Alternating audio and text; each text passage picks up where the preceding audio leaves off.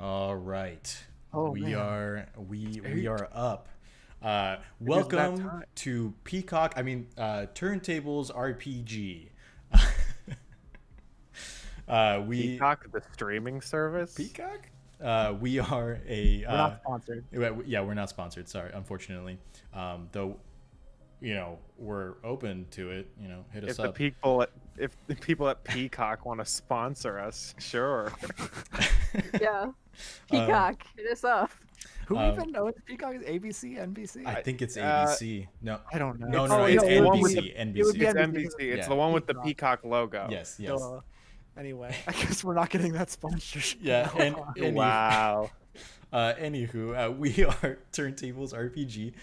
We are an experimental tabletop role-playing game stream that airs every Tuesday at 7 p.m. Central here on Twitch. Right now, currently, we are playing Monster of the Week, and our what makes this experimental is the fact that every week, every mystery that we play, we cycle out our keeper, our game master, from our cast, but we tell a continuous narrative. So it's kind of like a test in long form improv for the game masters and short term improv for the players themselves.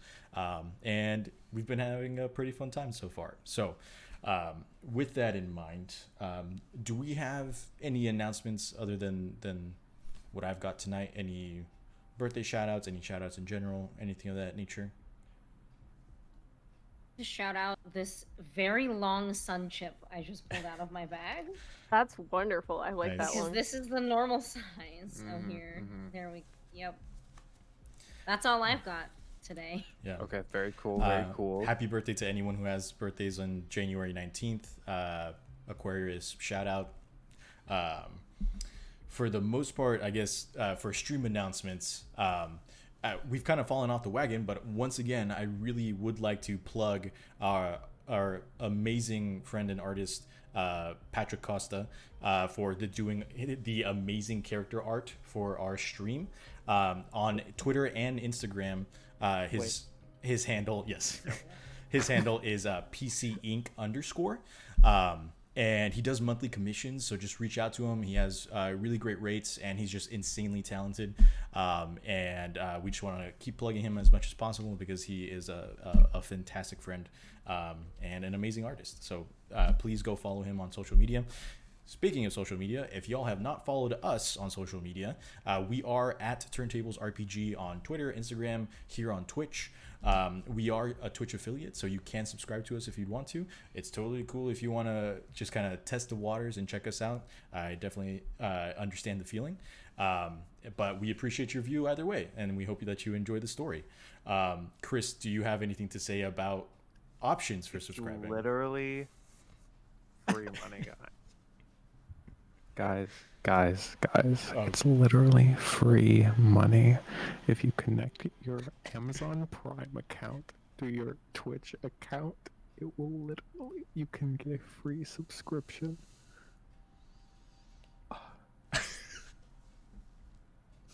Thank you, Chris. Yes, thank you, Chris. I'm going to raise you up on Groovy now. So Oh, did you lower him? I did lower him. So I'm crying. yes, if you subscribe, Chris will never do ASMR again. I was gonna I say, mean- yeah, I don't think we can promise that. I have control over the balance. Um, I mean, guys, come on. You'll get access to our emotes when they come out, Yes. and you'll if Twitch ever forces us to do ads, you will be able to avoid the ads. yes. There's no negatives. It's free. And then for those of you who maybe are already using your Prime subscription for another channel, totally understandable.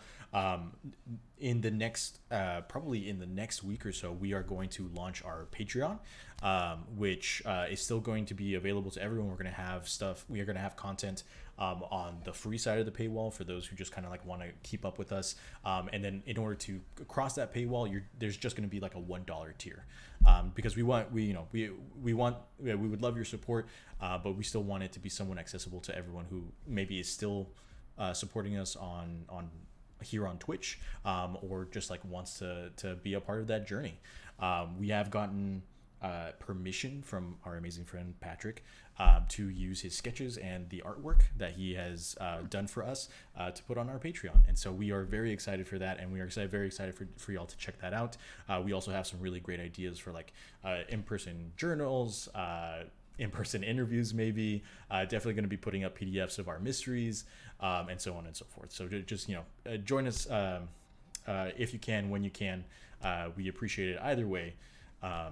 And we'll be seeing more of that in the next week or so, along with the finalization of our emotes, which are beginning to look fantastic, created by our very own Mars.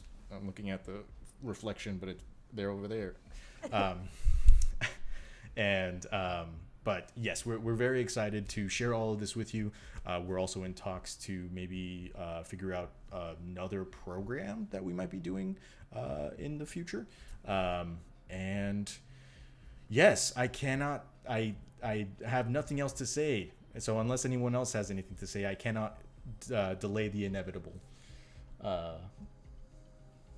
Yes, if anyone wants, they can get Chuck's amazing in-depth journals about his deep philosophical thoughts on today's issues.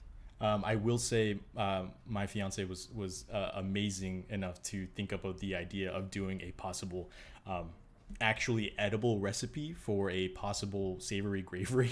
Oh my So god. her and her sister would kind of like work together to figure that out, but it's a very It's good literally idea. just a full turkey. Maybe Just, let's just say it's appreciate the inspired. concept. Oh, Is okay, it okay. It's possible like to make an edible savory gravery? I feel Well, like the whole concept The behind it is that purpose it's of like is aggressively to not be edible. It's an I feel- inspired sandwich. Yeah, you could make an actual like edible version. Sydney is a brave woman. Yes, she Is is. really the point of this. I mean, I'll try it. Like, I mean, do in it. I'll all make it if honesty, there's a the recipe. ingredients themselves are somewhat simple. Besides, like the the turkey intestines stuffed in The the bones. gizzard, and then Bones, you fry buddy, them to make come it the on. gizzard. But yes, the bones are the problem, the biggest issue. So if you just take the bones You don't want out, to eat those. I never even considered the bones. You know, if you boil it for long enough, the bones will fall apart. Like if you I don't make want to bone think broth, about that. you're supposed to cook for like Oh. long enough that they become. I mean, because then you get to eat like the calcium and stuff. But it's dangerous because then you're also eating whatever heavy metals have. but Like, it's like milk, right? I get the calcium in my bones, right? Well, FDA, please hit us up if you'd like to sponsor us. We're giving very good nutritious advice every single week. I think the FDA will see our show shut down. Yeah. If they FDA doesn't have that power. Um, Come on. well, You're very right. Thank God. So, since there is nothing left technically to talk about stream-wise, I will go ahead and jump into our intro for the week, and we will see if I can get this down in under 3 minutes, because that's how long this song lasts. So, bear with me.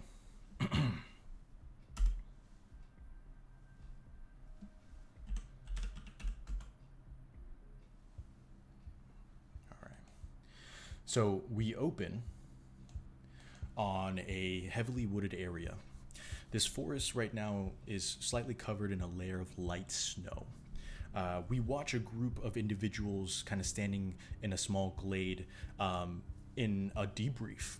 We see Corporal Sophia Barrett and Agent Kennedy kind of like gesturing outward at this group of individuals, a pair of triplets behind them, identical. They seem to be referencing time. There is no sound, just like static almost. And as you're referencing out to the group, they give like one final nod and they turn back to the triplets. We see that they're Asian, mid-20s. Each one of them, their hair color dyed to a primary color. They kind of step into a triangle formation facing each other and then grab their hands together.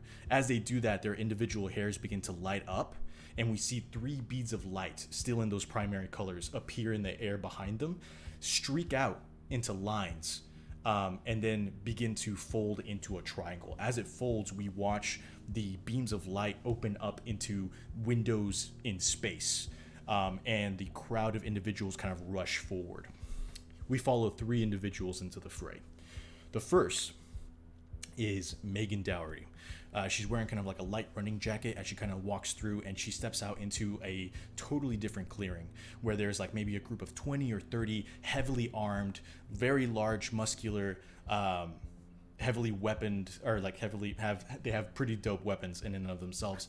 She walks to the front of the group where we see a pale doctor just standing alone, facing this clearing, and we watch the wind whip his doctor's cloak to the side, and she walks up to him and they nod at each other and they stare off, and in front of them there seems to be kind of like a translucent blue barrier.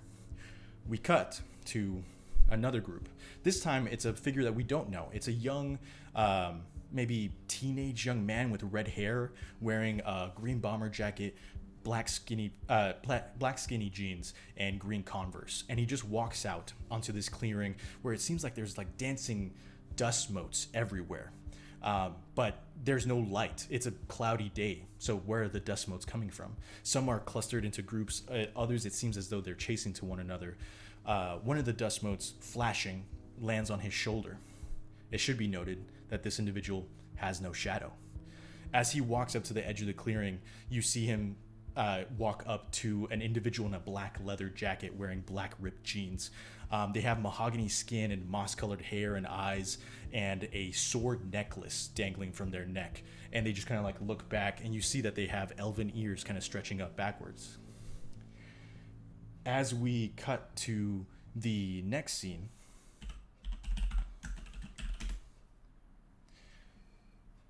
I knew that was 3 minutes there in and of itself. We're good. We're holding steady.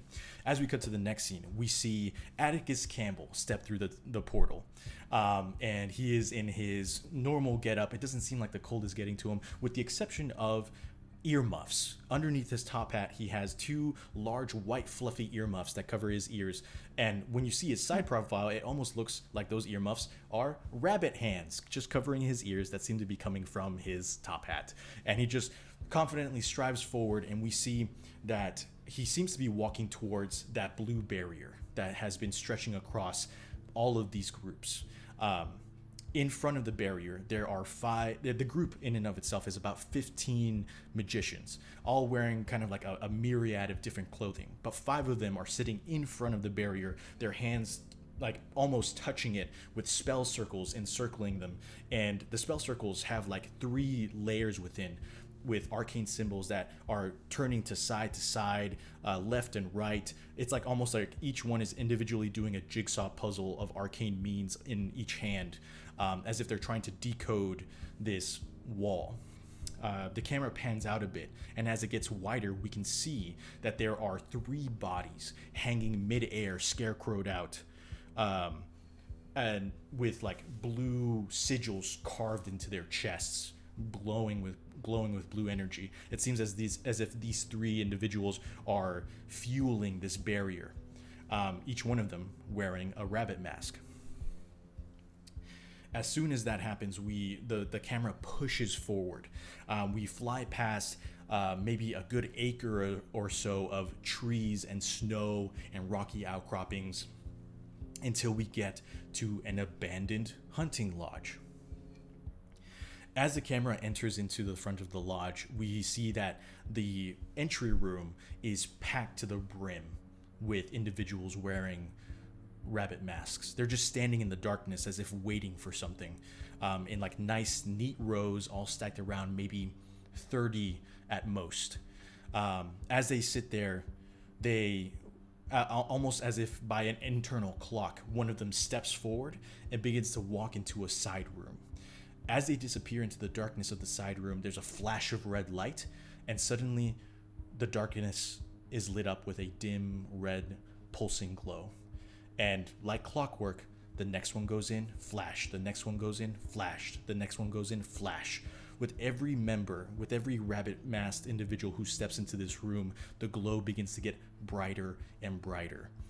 As the time begins to tick down in this space, the scene cuts. Welcome to TurnTables RPG.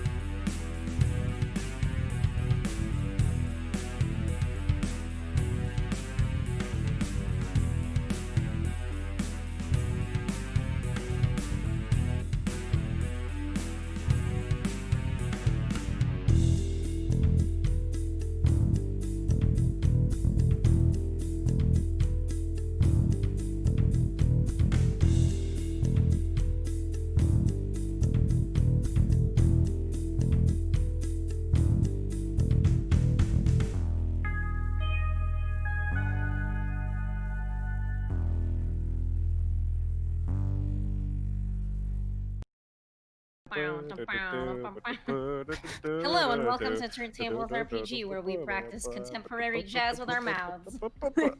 Oh, sorry, We're guys. just you we're composing next season's opening. Don't worry about it. It's a lot Oh, of guys, you caught me in the middle of my scat session. Oh, God. What's going on? God.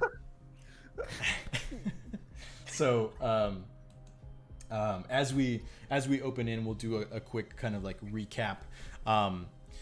For those of you who might have been here last week, we would know that the scene described in the intro is kind of like the behind the scenes event that's taking place at the same time as this mystery.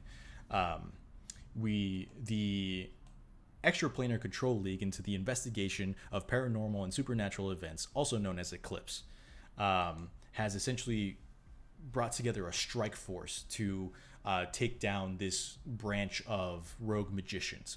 And as they are doing that, they have tasked this hunters group to protect the Book of the Evening that these rogue magicians are hunting after, and also kind of like doing groundwork for them.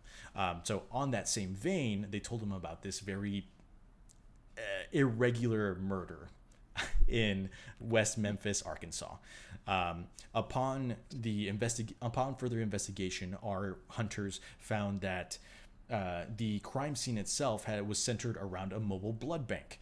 Upon looking for clues and figuring out this or that, they found that the 3 bodies found at the scene were suspect, in the sense that 2 of them were vampires and another just human, but all of their organs were missing, later to be found inside of just random containers that were in the area at the time, in the crime scene at the time, just like shoved in, stuffed in, crumpled up so that they would fit within these containers.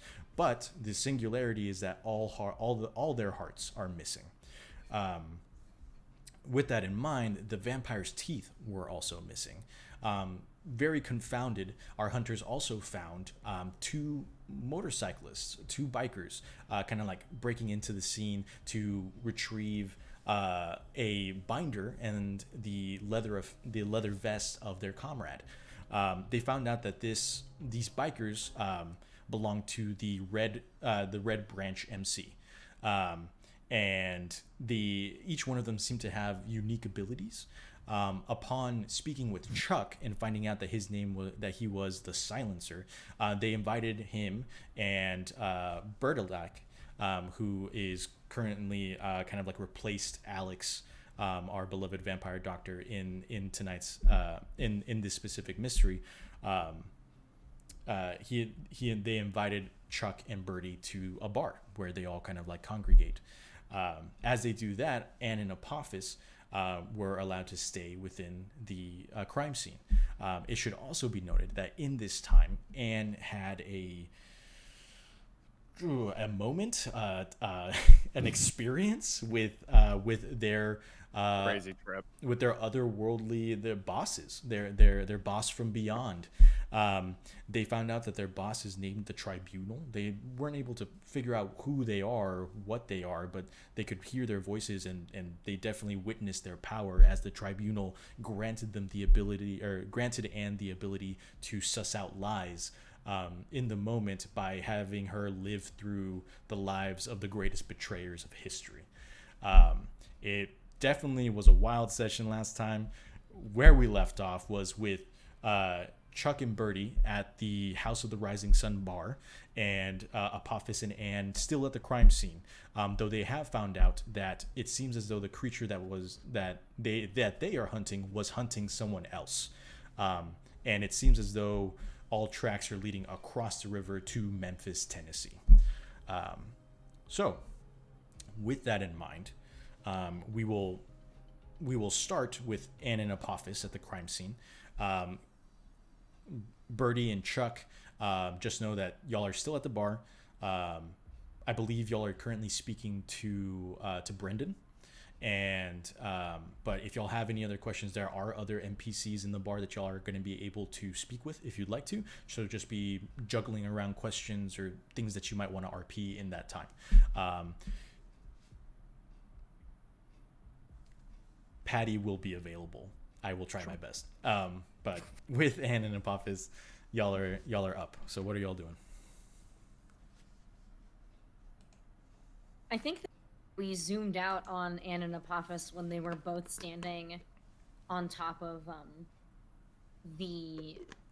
Did you get it? I'm sorry, that was a mosquito and I just killed it. Nice. Oh, I thought we were clapping. Yeah, No, that was Alex. fun. Terribly sorry about that. Different bloodsucker. Different bloodsucker. That just completely threw me off. I forgot what I was gonna ask because that was a lot. I don't even know. It's not even the season for that. What is he doing here?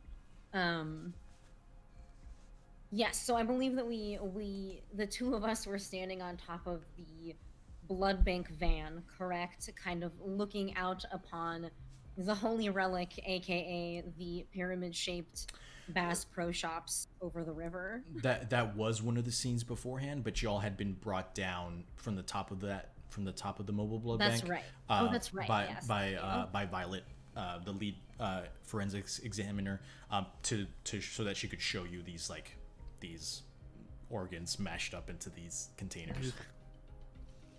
Yeah. First of all, super yucky. And yes. Okay. Yeah. Would y'all like a recap of what you know, or anything of that nature? Something that might help kind of narrow down. I believe that would be helpful for the viewers. Sure.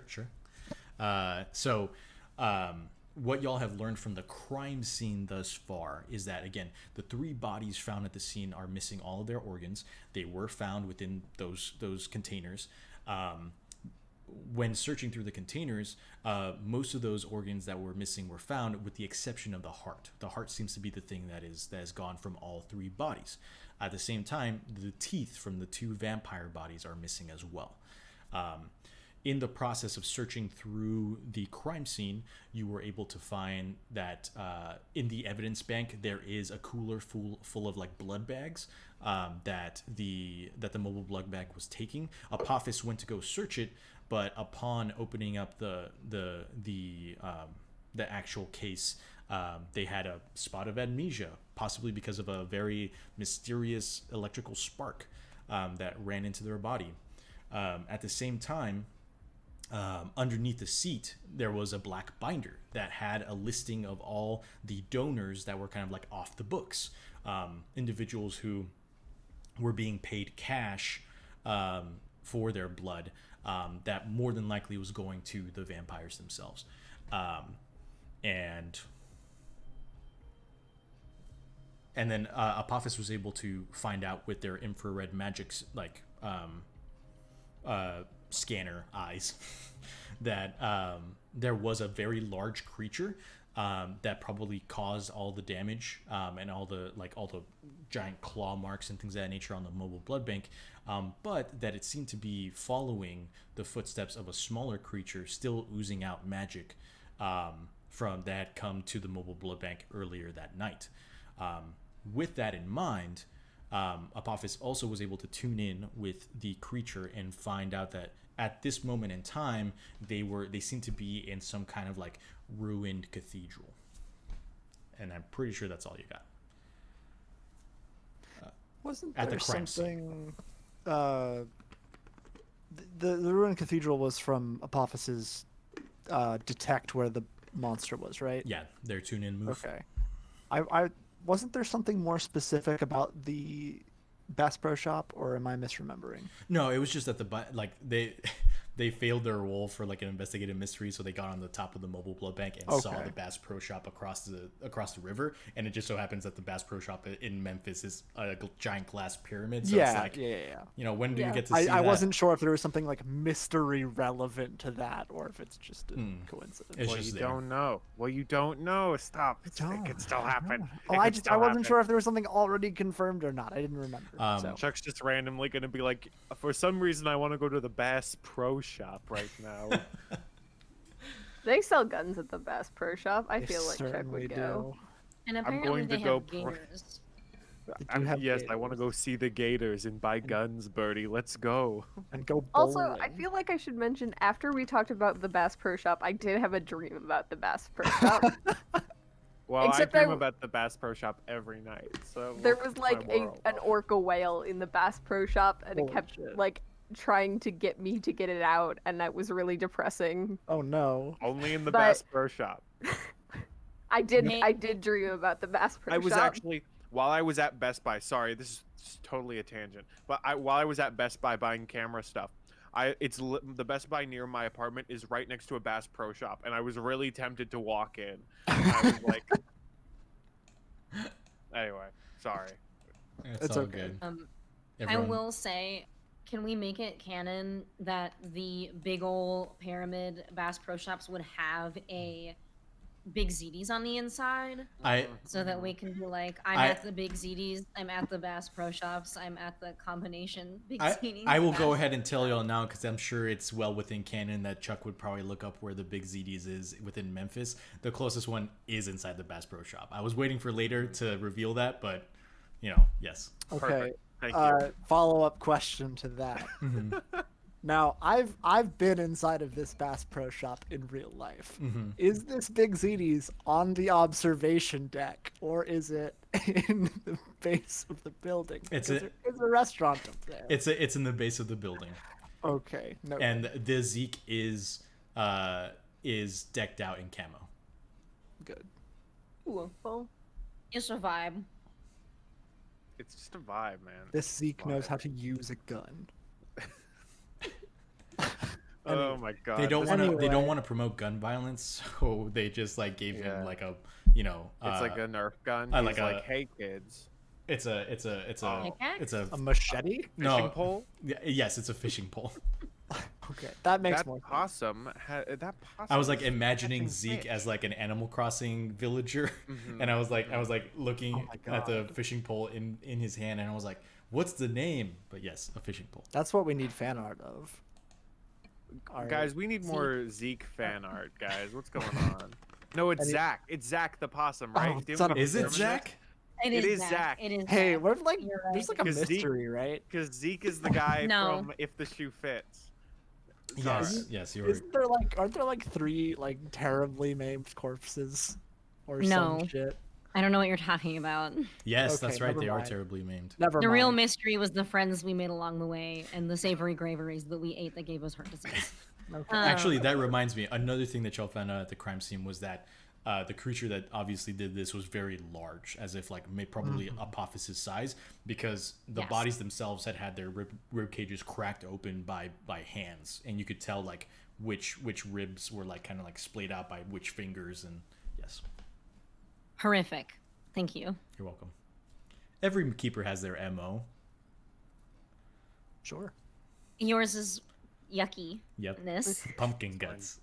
I do love it though. Um, Yeah, so I think it is Apophis and I first, yes, and we're kind of inside this tent. And I think it's safe to assume that we've both had this realization that they're vampires, correct? Yes. That okay. The way Violet described it was like as if the bodies had already gone through an embalming process. Yes.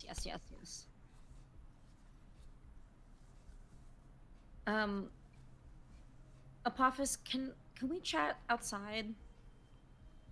that sounds like something we should probably do. Excuse us, Violet. I need a little bit of air after that. She just kind of like holds up her like giant bloody gloves and just goes and just kind of gets back to work, like sorting out the different organs for packaging. They're already packaged. She doesn't- Yeah, I'm Right, like, why in just get a evidence lid. baggies. Just get like That's, a I lid. don't think. Anyway, sorry. Just save yourself the time and effort. Get a gallon bag that just says assorted insides, and then just put them all. Just pour them all in there. Inside bits. Yeah, not to be To confused go with outside. bags. Oh my Dude, God. Chunks. So y'all are outside. So y'all are Okay. outside. this would be the 5th tangent that we've gone on since we started this stream. Sorry. We are clearly in various places today. None of us in our own mind palaces. Mine's a big ZDs. I don't know. Well, Chuck says. Apophis, I think we've got to reconnect with our friends here. There's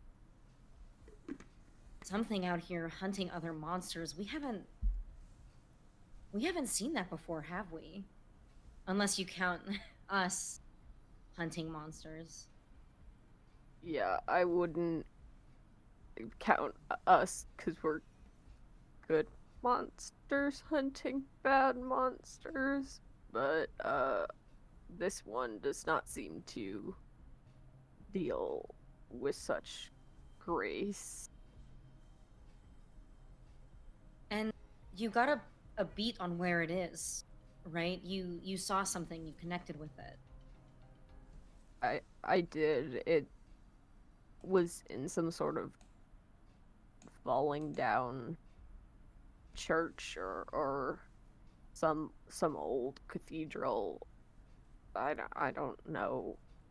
I have no idea how near where we are it could be, but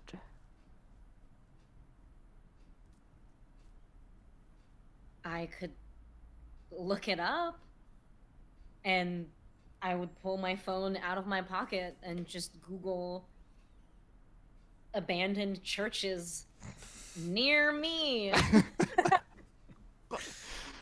You quickly find a dive bar in West Memphis called Abandoned Church, and it has 2-star review on Yelp, and it definitely says something about a watering down of alcohol and pretty terrible music choices. Other than that, several other actual churches kind of like post up, at least on the other side of the river in Memphis itself. You see that there's like maybe like 2 or 3 in downtown Memphis, and a handful kind of scattered as you get closer to the suburbs on the edge of the city. There's a list, though none of them, like, you kind of like go through like the Google like options and things of that nature, and there's like maybe there's 2 out of like all of them that don't have that have addresses, but they don't have like the times the church is open. You know, some of them do, like they both have like reviews on Google and things of that nature, and like pictures, but those are the only 2, and those 2 are St. Andrew's and Church of Christ, Memphis. Looking at the pictures, does Apophis recognize either of like oh, this one looks more familiar? From what you observed in the inside of, or when you were looking through the creature's eyes, the thing that kind of stood out to you the most was stained glass, and both of these churches have stained glass in some way, shape, or form. It seems, yes, I would say that's pretty much like, you take a look, and you know they're somewhat similar in size and build, even though one is kind of like more of kind of like, you know, white brick and things of that nature, and the other one is kind of like rough stone, or like very nicely done stonework and things of that nature. But it's hard to differentiate between the 2 since you don't really have that much to go on, just a few flashes of imagery. For whichever one of you wants to, you can, if you'd like, you can roll an investigative mystery. I would also remind Apophis that you have a hold for the tune-in monster, just in case, just whenever you want to use that. But y'all can roll investigative mystery now, if you'd like to probably get more information.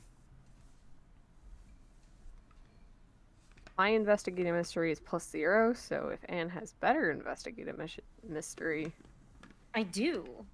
I can roll it. Here's something funny. I don't have dice. I will use Google's dice roll. Sure.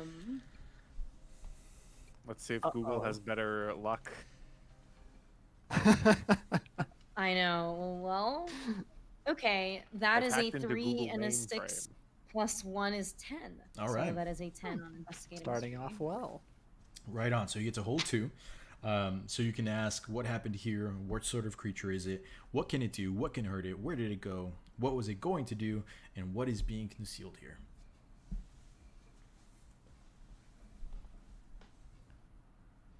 Actually don't even know what I would ask because I don't quite know what I'm looking at. Is this meant to be like looking at the churches?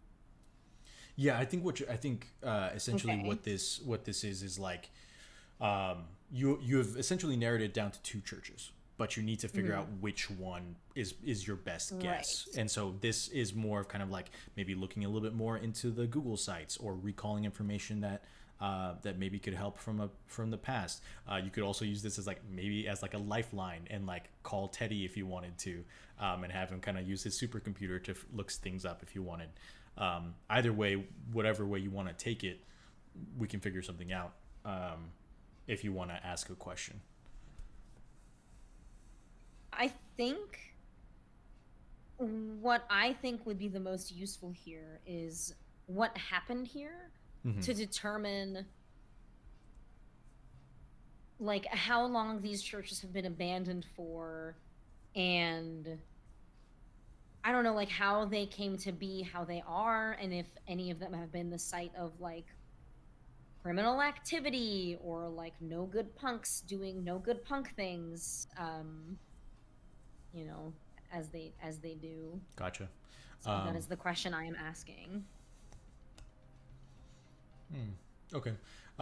So as you go to the Church of Christ website first, or like you click onto them first, and you do see that they do have a website. You click onto it, and once you get onto there, you see that they have times for services. They've got like a Spotify playlist for music that they play, and for like hymns and things of that nature. But it looks like they are active and running. It just seems like they're just not very like Google savvy people, and probably just have not put up that information onto Google in and of itself. As you move over to St. Anthony's, you see that the church has been closed for maybe like 5 years about now. It seems that the property lot, which is downtown, had been bought out by a private company, and they just have not demolished the church as of yet. So it is just kind of like sitting abandoned, fenced off, with like a bunch of like keep out signs, private property, all that jazz. But for the most part, that is why the specific Google search like didn't bring up anything, was because there was nothing. It used to be a church, and that's where all the reviews came from. But because it is now abandoned, that's why it says it's closed. Gathering is that is it St. Andrews or St. Anthony's? I'm sorry if I said something different. I apologize. It is St. Anthony's. Yeah. Okay.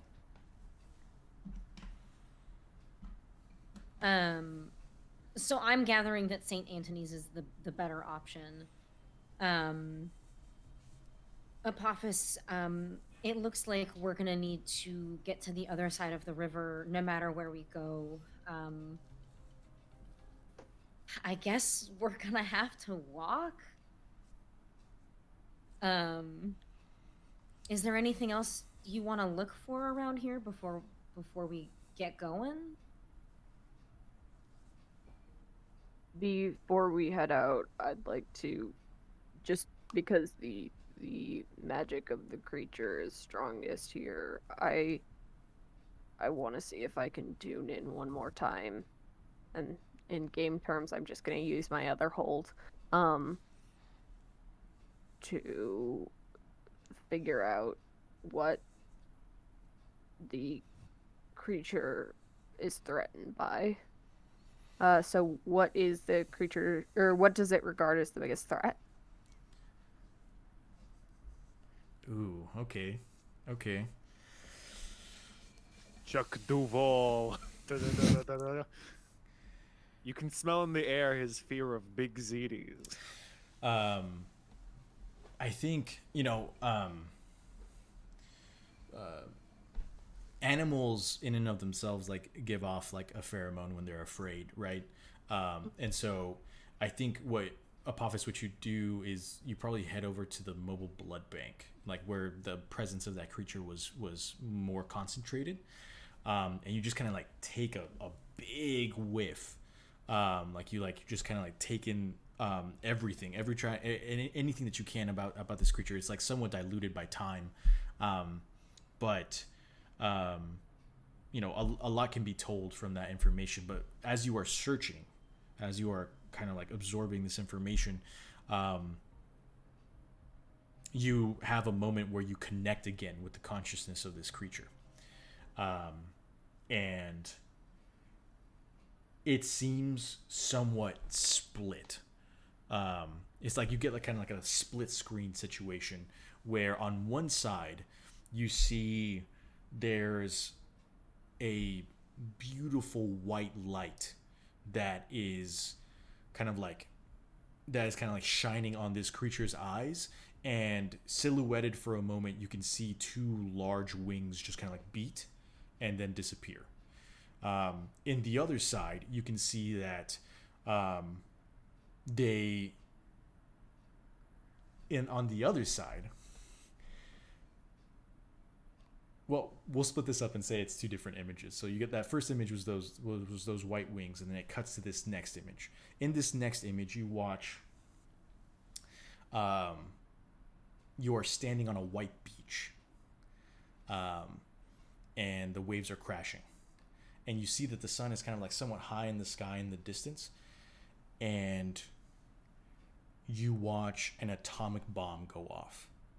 And as the cloud begins to rise up, the light from the sun begins to somewhat dim until everything just goes dark.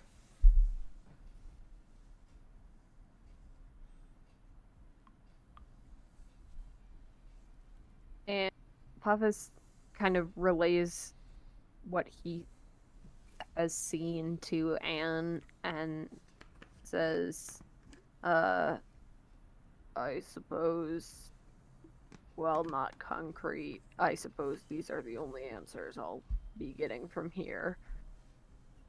Let's cross that river.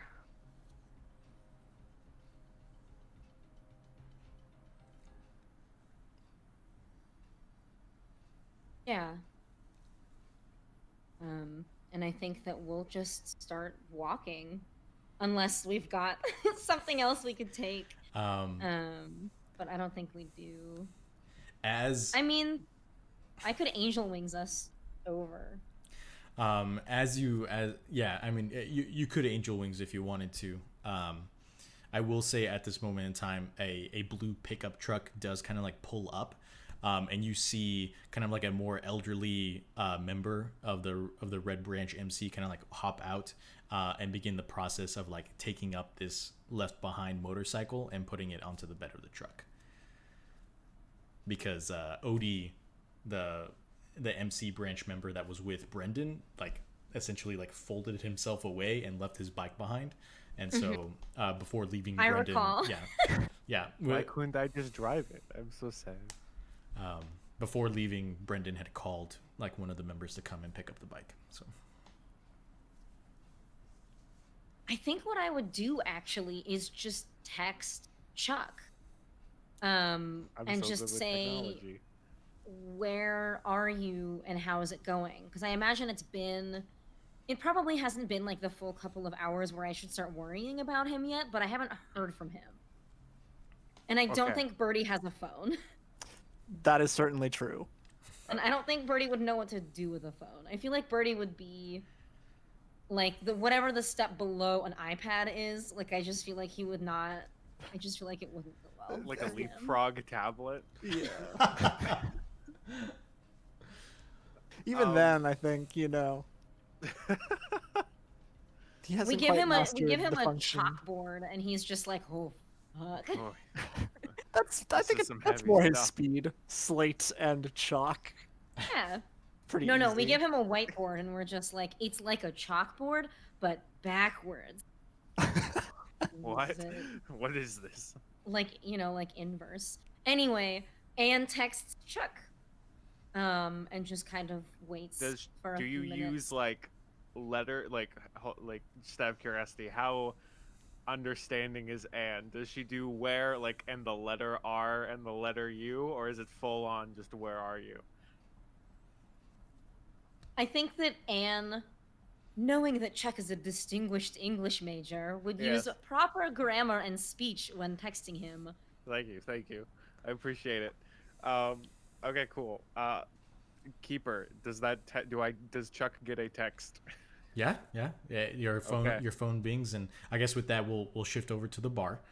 I will say, just so that we know what we have found out in the bar specifically, is that the Red Branch MC is kind of like they're somewhat kind of like a mercenary band where like they will fight for the forces of good, but that's not going to stop them from taking jobs here and there that maybe are less scrupulous. And as long as they pay, and there's not like a devastating effect to the club's like repertoire or reputation.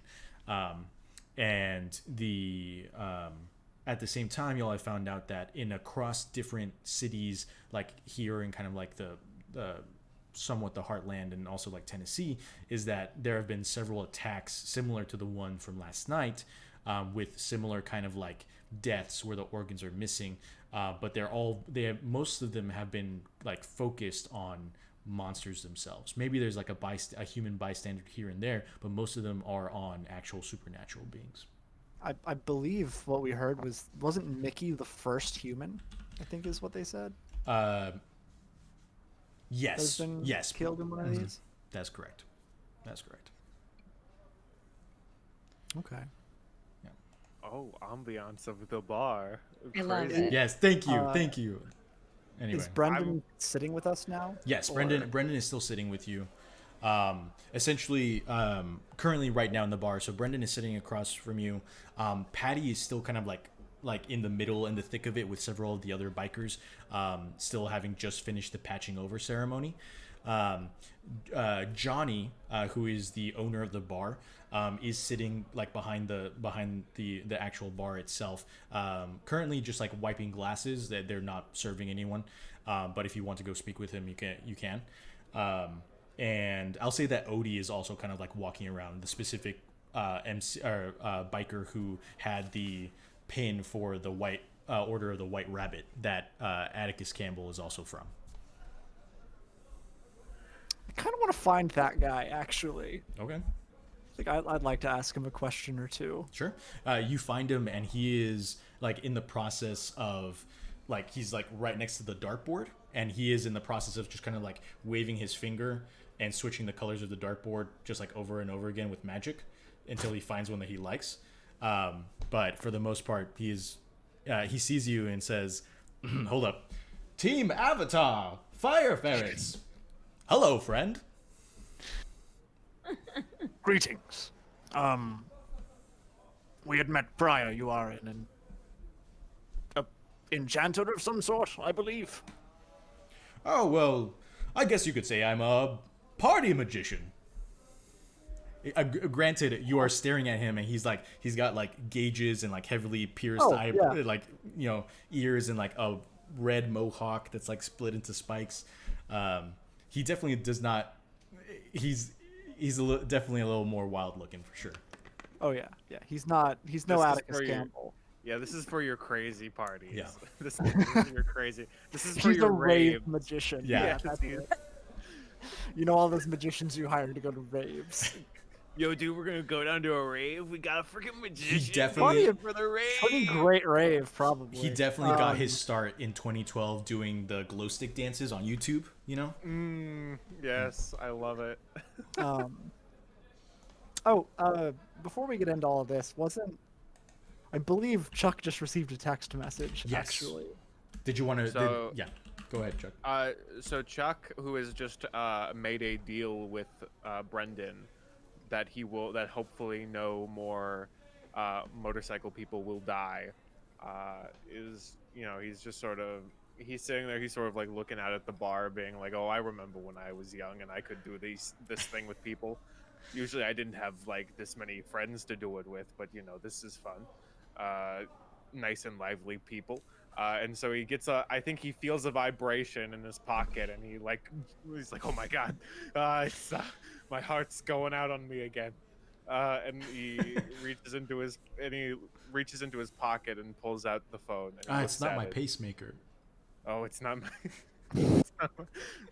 And he looks at it, and we got him a brick phone, right? It was either the brick phone or like I think like a very old BlackBerry or something along. Or no, something along those lines. I believe it was a brick phone, so it doesn't have like a touch screen. It's like a numpad, like. Yeah. Like, are we talking like huge brick phone, like from the very like? It's something you could text on. I will say it's like an old Nokia probably. No, it is a brick phone. It is like a brick phone from the 80s. I will say like Teddy gave you the instructions to like press a button and it will read the text to you. Like you just have to put it up to your ear. Jesus Christ. I'm gonna assume that instead of it being in his pocket, it's like attached to his belt. Yes, it's definitely on a belt clip.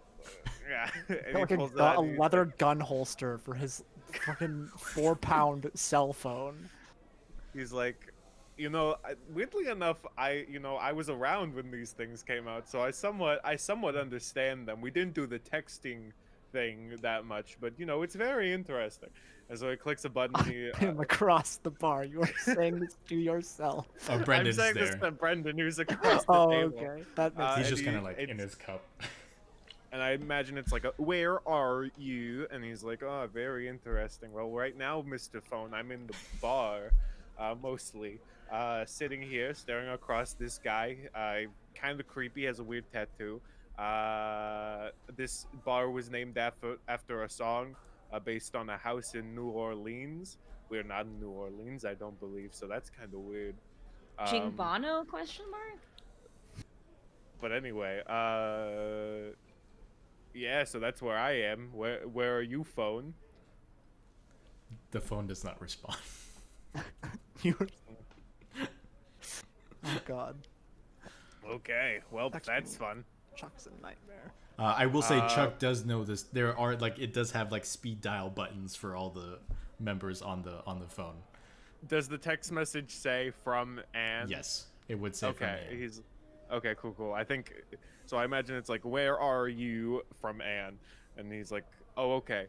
And then he does not know how texting works, so he just calls Ann. And you get a call from Chuck. Hey Chuck, I haven't heard from you guys. What's going on? Hello. Yes. Okay, it's fine. Yes. Hello. So yeah, the phone was telling me things.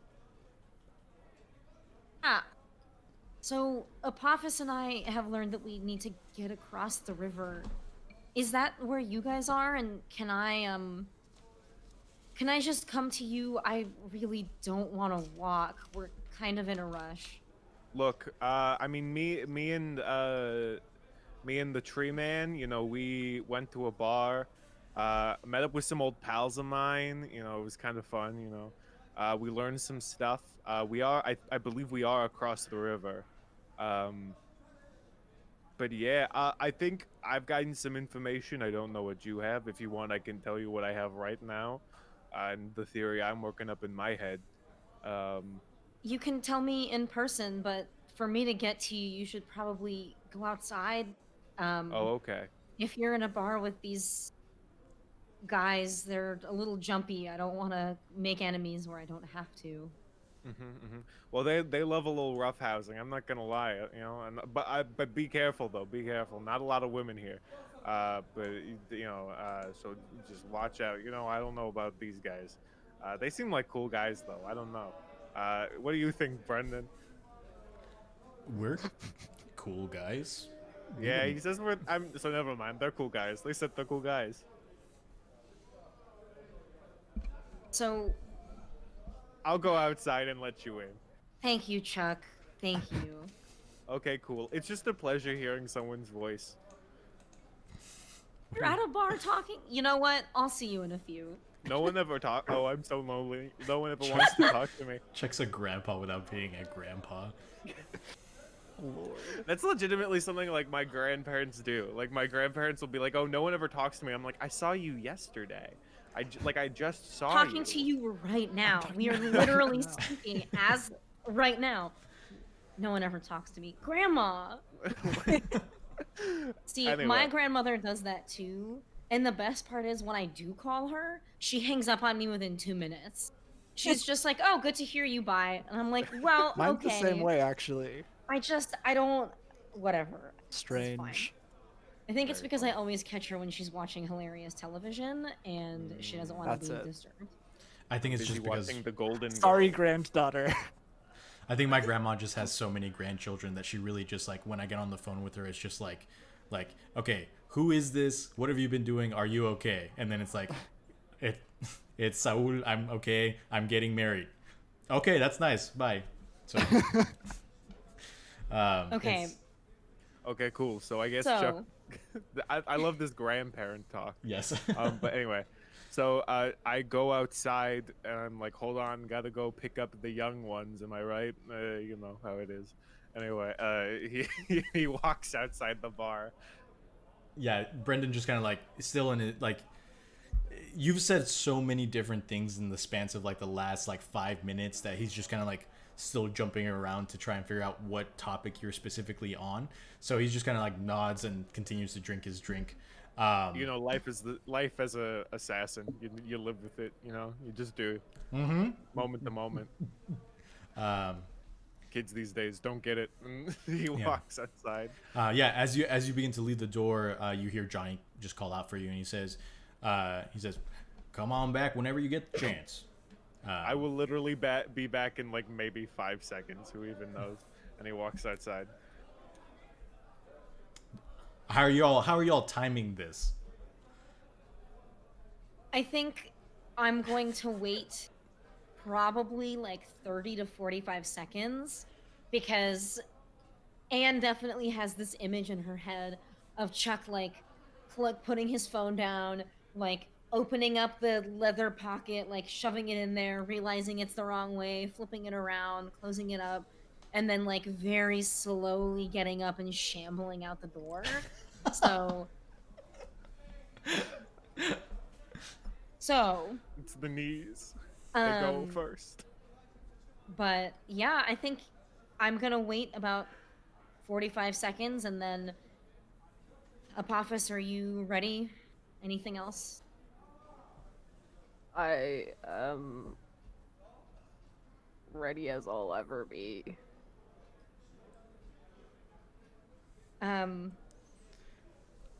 There's a question I want you to think about. We don't have to talk about it now. We don't have the time, but when this is all said and done, will you tell me how much of your past lives you remember? And then I think that Anne is going to use angel wings. I am going to use angel wings. I would like to, please, dear keeper, I would like to fly over to Chuck. Oh, dear player, I would love for you to use your angel wings. Now roll. That is a 4 + 2 + 2 is 8. So we are either separated or appear in the wrong place together. Oh, good.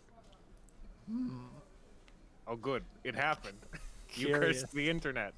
It was already so cursed. And oh I guess- man. You know, the streams, the podcasts I listen to let the player pick which of the two options, but I understand if you don't want that. Wow. If Trying you to wanna get out of run it. with Here, let me decide. It's cool, Masha. Go. What would you like? What would you like to happen? And I'll go from there. Being Well, kind. see, now I regret this because I don't want to pick because it's gonna be bad either way. I would rather us be in the wrong place together because I don't want Apophis to just like appear in Egypt. Ah, crap, I'm back. Oops. Although I think that it potentially, I could be wrong, but rules is written. I think that it might be still somewhere that I have been.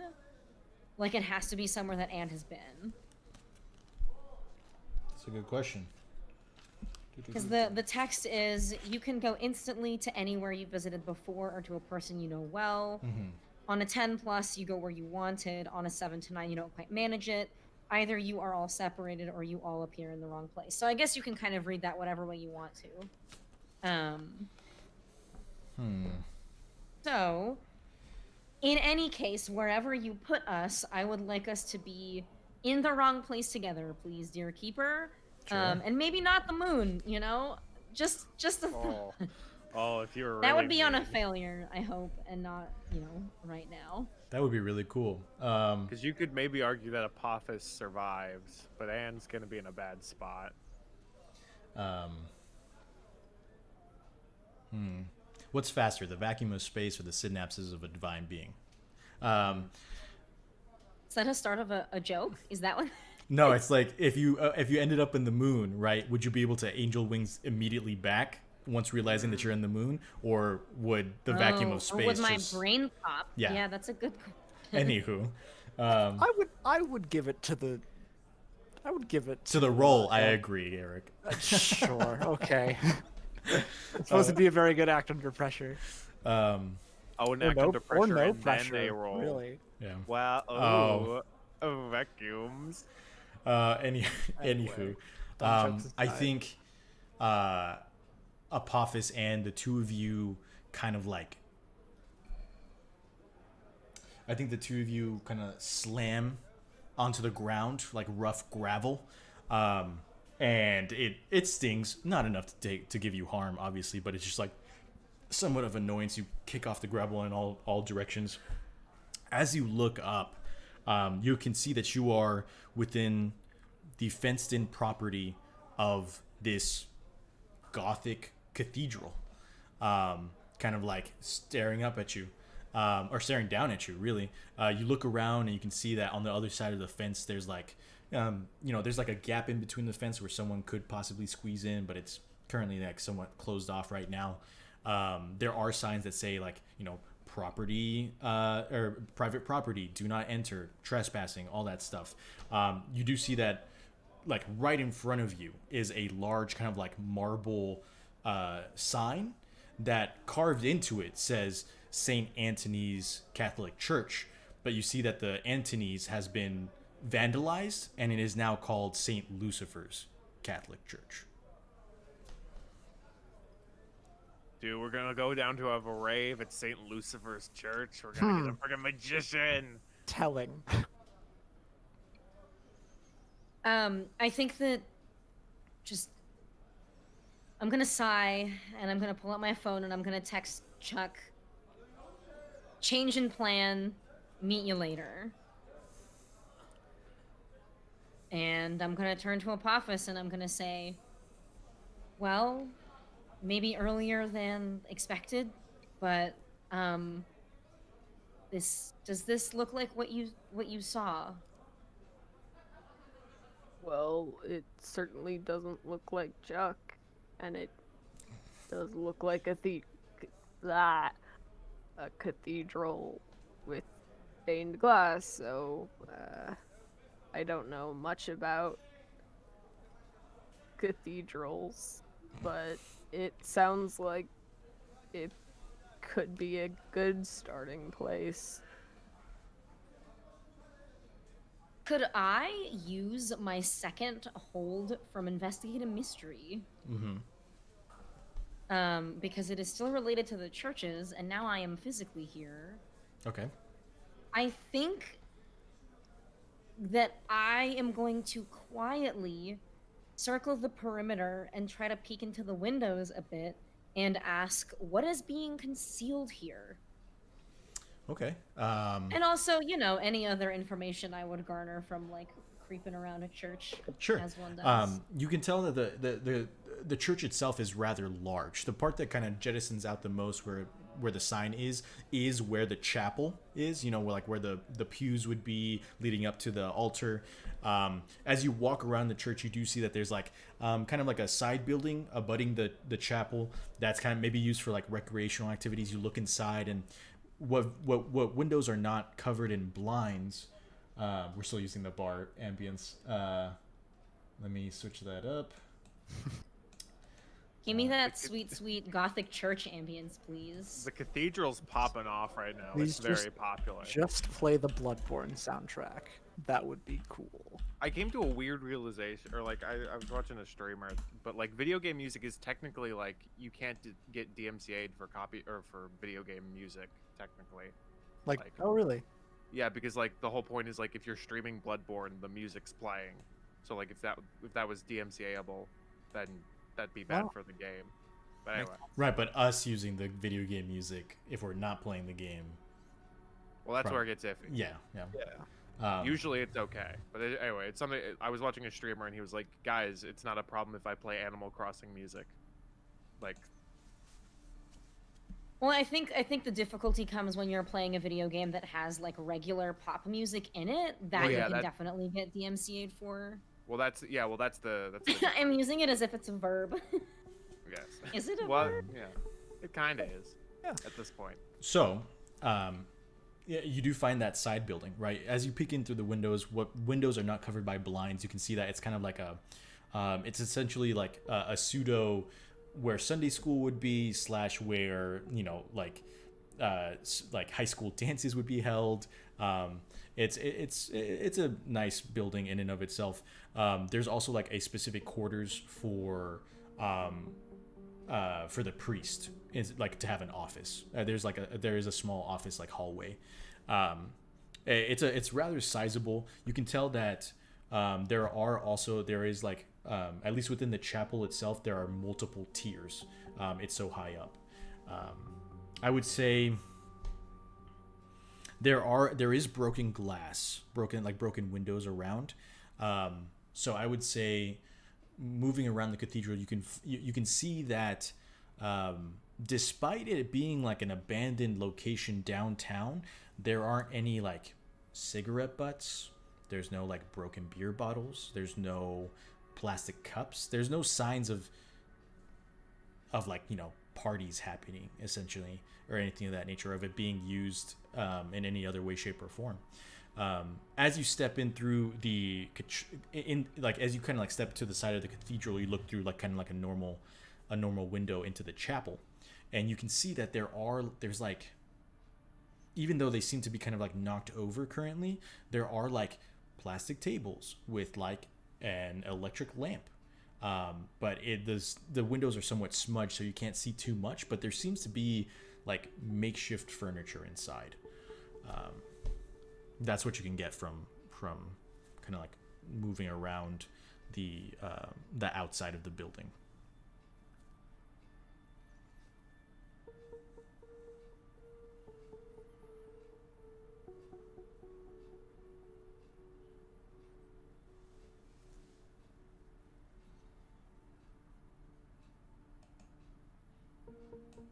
Boy.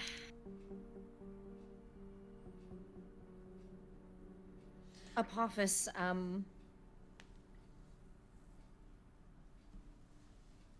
should we go inside? I don't see any better options. I suppose if some divine power wanted us here, then it probably wasn't to look at the architecture.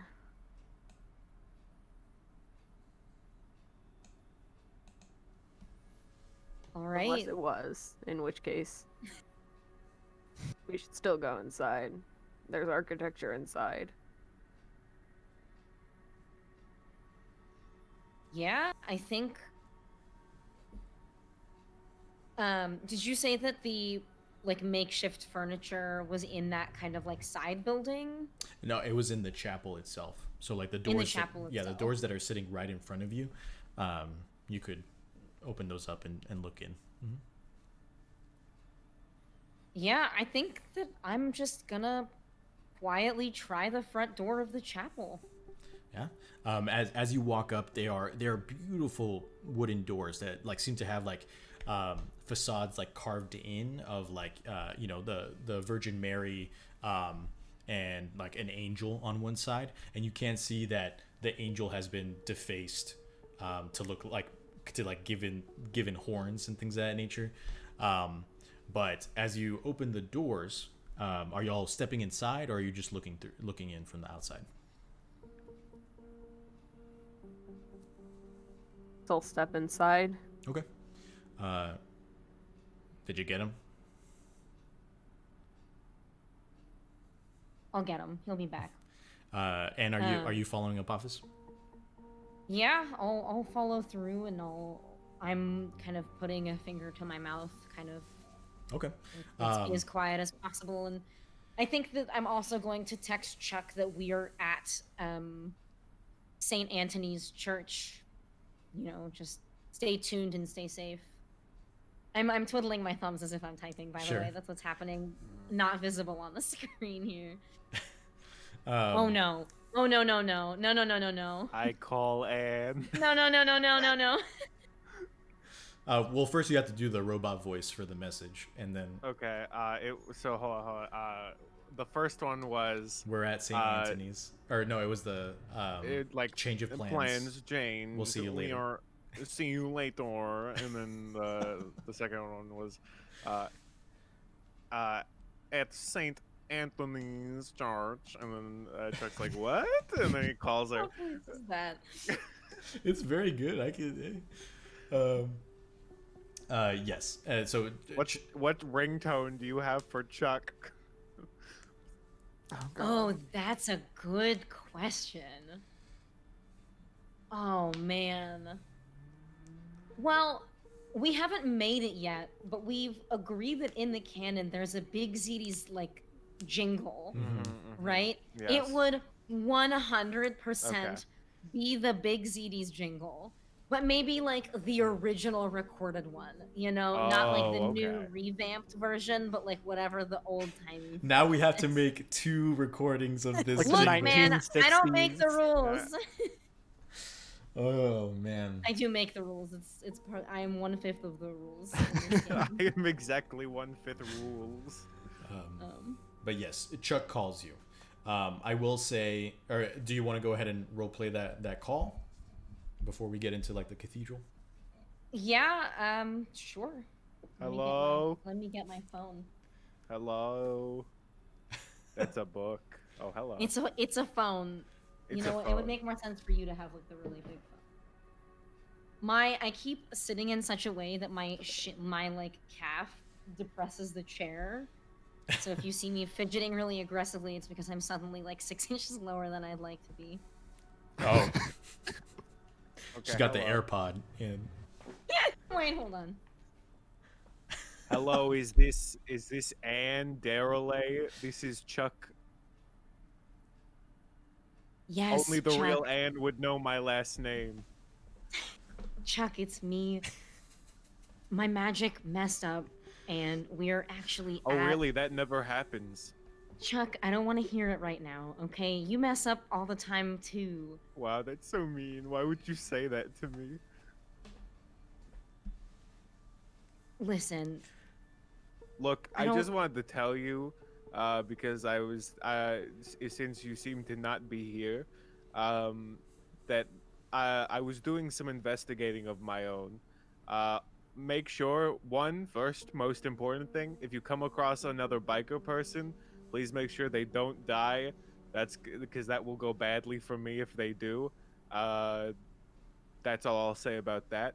2, do you remember, like, you know, like a couple months ago when we were all so near, like, you know, Illinois or whatever, and we were, you know, remember that, like Herman Powell guy, you know? I think it was still in Tennessee. It was Tennessee? I don't remember. I Illinois, don't know why I Tennessee. think Illinois. I keep thinking Illinois. yeah, no, I think Tennessee, that we've sorry, had don't- the same thought that whatever is taking hearts is not really gone, right? Yeah. Yeah, so just make sure that if you come, I just wanted to make sure we were all on the same page, so none of us is like, oh my gosh, it's a giant dude stealing hearts with magic and stuff. Wow. So just wanted to make sure everyone was not caught off guard. He's supposedly this has been happening a lot, like in a bunch of different places. This was the first. Wait, where else? Where keeper. You don't know, do you? They wouldn't have given you like specific locations, but they would have told you like around the surrounding states of Tennessee, there have been murders like these, but only of supernatural beings. In Tennessee. Like all around Tennessee? Yeah, and the states surrounding.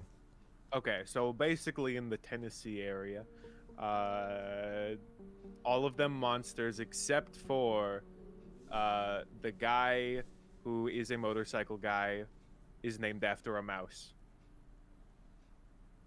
Geronimo? Ratatouille is the wow. mouse's name. Well, no, actually, his name is Remy. How dare you insult him like that? How dare you? It's Remy, the Ratatouille, the rat of all our dreams. Thank you. I'm so sorry. This is clearly the queen of derailment is me today. Okay, and what you need to know is Apophis did the thing where they connected with the creature and saw a church, a fallen apart one, and I think that when my magic goofed up, it may have taken us there. So we're at St. Anthony's somewhere in downtown. We're gonna make do with this situation what we can, but Do you want us to meet you there? I can steal a motorcycle.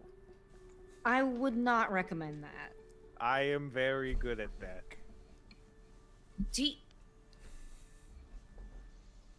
I can't even trust you to drive a car. What would you be like on a bike? Look, I mean, I had to get around when I was younger, so I had to drive. I don't do it much now. Like the only legal license I ever got was when I was, when I was like 18. But And a license to kill. And a license to kill, yeah. Thank you, voice in my head. Anyway, A voice echoes from the Big ZD's Mind Palace, and all Anne hears is just, yeah, license to kill. And she's just like questioning Chuck's sanity as always. So do you want us to come to that? You know what? If you don't hear from me or Apophis within an hour, maybe come by, but hopefully it's nothing. Hopefully it's something, but if we're in trouble, I'll try to send you another text. Okay, just, I guess if this is goodbye, I appreciated you. I would have liked to talk to you a bit more. It really stinks to do these things. It sucks because, I'd rather do it now and then not regret not doing it later. But I would like to talk to you more about things later. So let's just stay on the positive and leave that conversation for a later date, Yeah, we'll talk later. Don't you worry. I would like to talk later. Yes, Chuck, me too. And you know me, and you know Apophis, and you know that, knock on wood, the two of us are very hard to kill. Okay, well, now that you said that, I'm a little concerned, but, I got you. Bye, Chuck. Okay, bye. And not forever. Okay, bye. Hags. Gonna peel this bad. Oh my god, for real? I'm sorry. This mandarin just exploded on me. Oh no. Well, we can't see it. Are they off? I can feel You it think she's seeping gone? into my hair. Anyway. While that is being adjusted before we get back to the cathedral, Chuck, you were probably standing outside the bar for maybe like a minute or two before you got that text message from Anne. Yeah. Do you want to go back inside? Yeah, I go back inside. Okay. I'm like, hey, Chuck's back. What's going on? The Party's back. You see. Sorry. It's okay.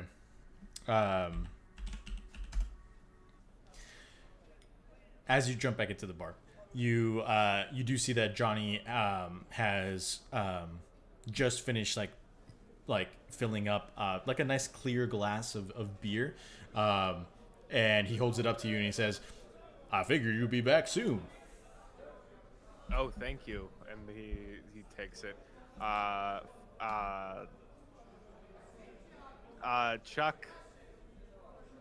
So is this the bartender? Yes, this is the bartender. Okay.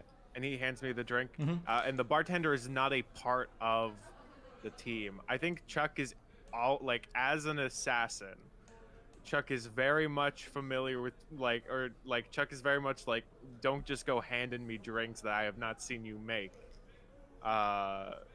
Because I've like bumped into people and like, oops, I accidentally poured something in your drink to kill you. Oops.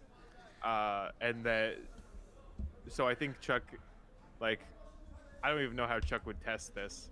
But Chuck's just not going to drink it starting off, like, just out of. Are you explaining that to Johnny, or do you just is this a mental monologue? This is my mental thing. Okay. This is my explanation of why Chuck's like, oh, thank you, and then he just holds the drink and walks away. Okay. So yeah, you walk away, and as you like look over your shoulder and you see Johnny like fill up another glass from the tap and just like give it to a random biker who comes up. I don't trust that guy. And yeah, is there anything that you're specifically looking for here in the bar? Anything that you're like you see Birdie talking to Odie like far in the back. Yeah, I think Chuck goes up to Tree Man. Okay. He's like, hey, what's going on, fellas? Party up. You want a drink, Tree Man? And he offers the cup in his hand to Tree Man. Before Tree Man, also known as Birdie in beloved circles, takes this drink, was there anything that you wanted to talk to Odie about in this time before Chuck shows up? Yeah, I was gonna talk to him about.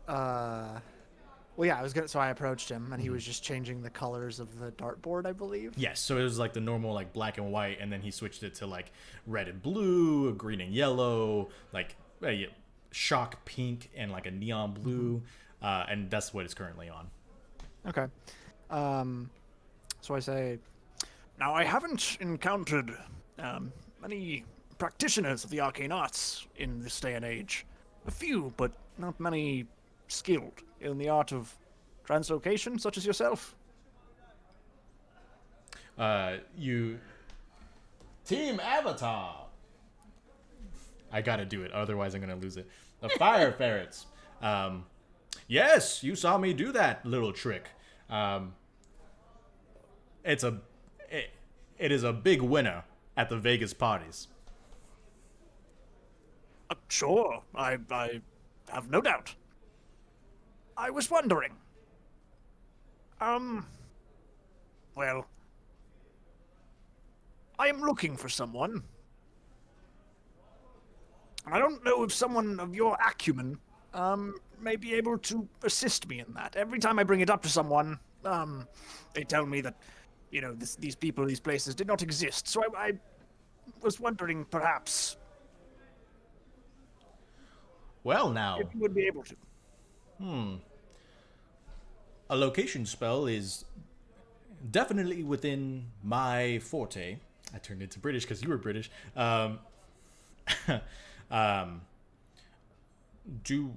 Is there a particular reason why you're trying to find this person? He was an old compatriot of mine, long ago.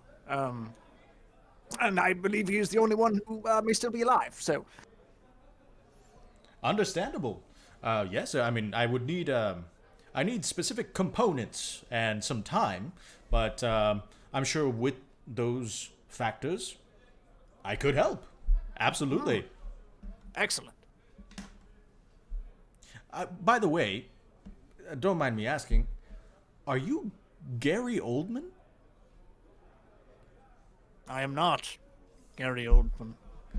I am Bertilak de Hutsert. I am the Lord of Green Castle. It's uncanny. You know, this is not the first time I have heard this today. Not surprising. And we'll see at this point, this is when Chuck comes up with the drink. Hello, Gary Oldman. Would you like a drink? I look at Chuck. How kind of you. Yeah, there you go. To offer me this. I will Yes. take this, young Charles, and I take the beer from his hand, and Very I cool. raise it to my mouth and drink it, and just I don't even you don't even see me swallow. I just pour it down my throat. Oh, it's just a straight And tube. just- Oh, it's just a tube. Roll me an act under pressure roll. Uh, Just I- kidding, it's normal beer. I was gonna say I am not made of flesh. No, it's normal beer. It's a nice stout beer. And Please do not call me Charles. strangely enough, you get an aftertaste of peach in it. It's very nice. Oh. Is there anything else that y'all are wanting to do inside this bar at all before we jump back to the cathedral? I think Chuck's gonna turn to Odie and be like, "So, what's with the magic thing?" What do you mean? You literally folded into origami and disappeared in front of me while I was gripping onto your arm. I mean, like, You were gripping rather hard. and I turned you into origami. Yeah, that's how that worked. I'm curious about the pin on your coat. There. Oh, this old thing? Yeah. It's for my order of friends, fellow magicians, fellow party magicians, the Order of the White Rabbit. Okay. Cool.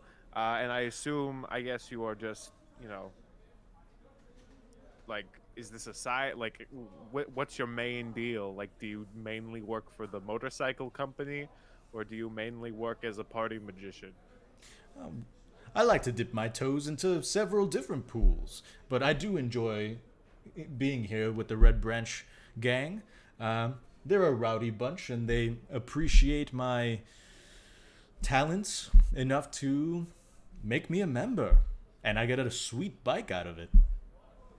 Oh yeah, very cool. Just wanted to make sure you're not like evil or crazy, Who's to say? It's all about perspective, isn't it? Oh wow, that's not concerning at all. Anyway, pleasure to meet you. Your hair is very interesting. Thank you. And then he turns to Birdie and is like, "You got anything else?" I don't know. Oh, I will say when you mention it's a pleasure to meet you, Odie will see. Oh, I haven't even introduced myself. My name is Odysseus Bell, but you can call me Odie. What? Odysseus. Okay. Odysseus. Cool. Interesting. Yes, my father had an interesting choice of names for myself and my siblings. Okay. I feel like I should look into that more, but I don't know where to start with that one. Turns to Birdie. Is there anything else there? Anything else you want to do? Not particularly. Odysseus, if you if you need to get back to me on the procurement of this spell, please send a bird. Or I believe people use phones.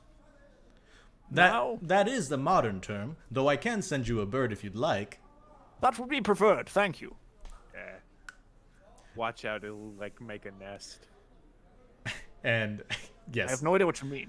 You're a and tree. You're a tree. Odie will just kind of wink no at idea what Birdie you're and touches You him. are a tree. You're saying you're saying this to just a dude who looks like Gary Oldman.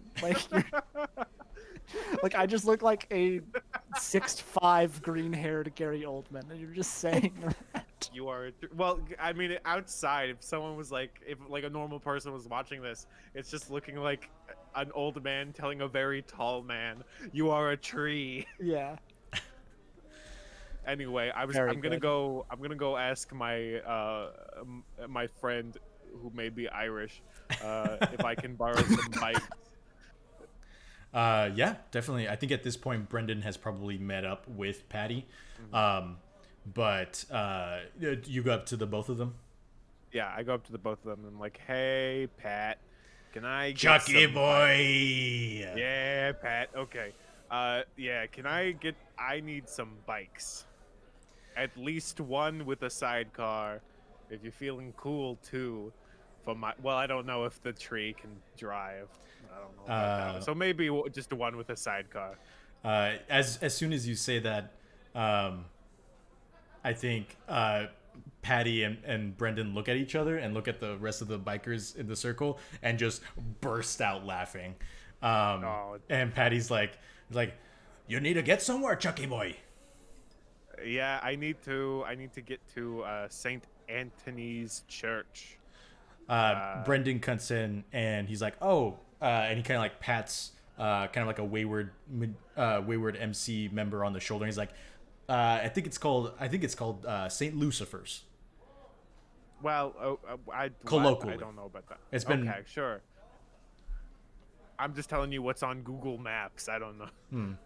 You shouldn't trust technology that much. I don't really. So cool. Who wants to take me to the Church of Satan or give me a bike?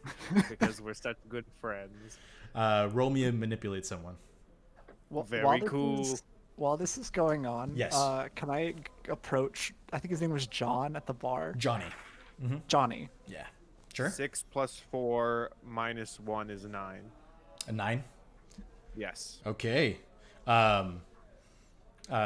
Bertie, what are you doing with Johnny? I'm gonna approach Johnny and I'm gonna say hello. Well, hello there, friend. Sure. Well, hello, Gary Oldman. Greetings. Could you get me a drink? Sure. What do you like? Something dark and terrible. All right then. He kind of like, you see him kind of like move behind the bar, and he's like holds up his hands, and you see him kind of like move around. You see that he has like very like kind of slight like long dexterous fingers.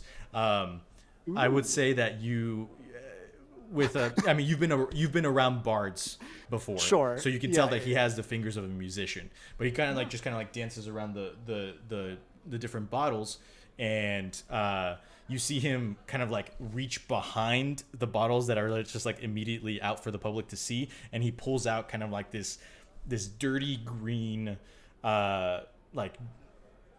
bottle in and of itself, made of kind of like a hard glass with a cork stopper and a somewhat dark liquid inside.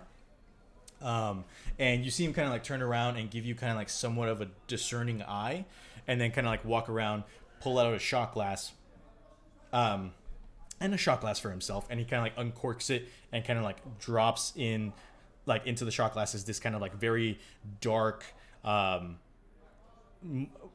viscous but still liquidy material into the shot glasses, and kind of like stoppers it Very up good. and kind of like holds it up for like a small little toast between the two of you. Dang, are they doing crispy shots down there? Yeah, I'll pick it up and Clink. clink and Drop it back. back. It is for sure dark and terrible. For sure, bringing it, like tossing it into your mouth, you are first hit with a very acrid smell as it gets closer to your nose. As it drops into your mouth, that acrid smell turns into a taste, and it almost burns. Sure. As it kind of like begins to slide down your gullet into your throat. The viscosity dissipates as it meets the heat of the body.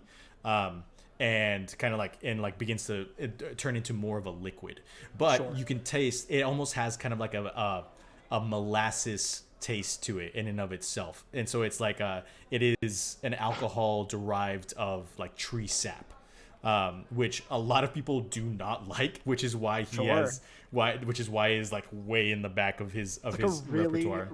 Really fucked up. Yeah, tequila, it's a very basically. niche kind of like alcohol. In and of itself, sounds good. Whether it's made from tree sap or it's like the primary ingredient, like that is what you taste. It's probably like I've probably had nothing like this before, Yes. actually. Yeah.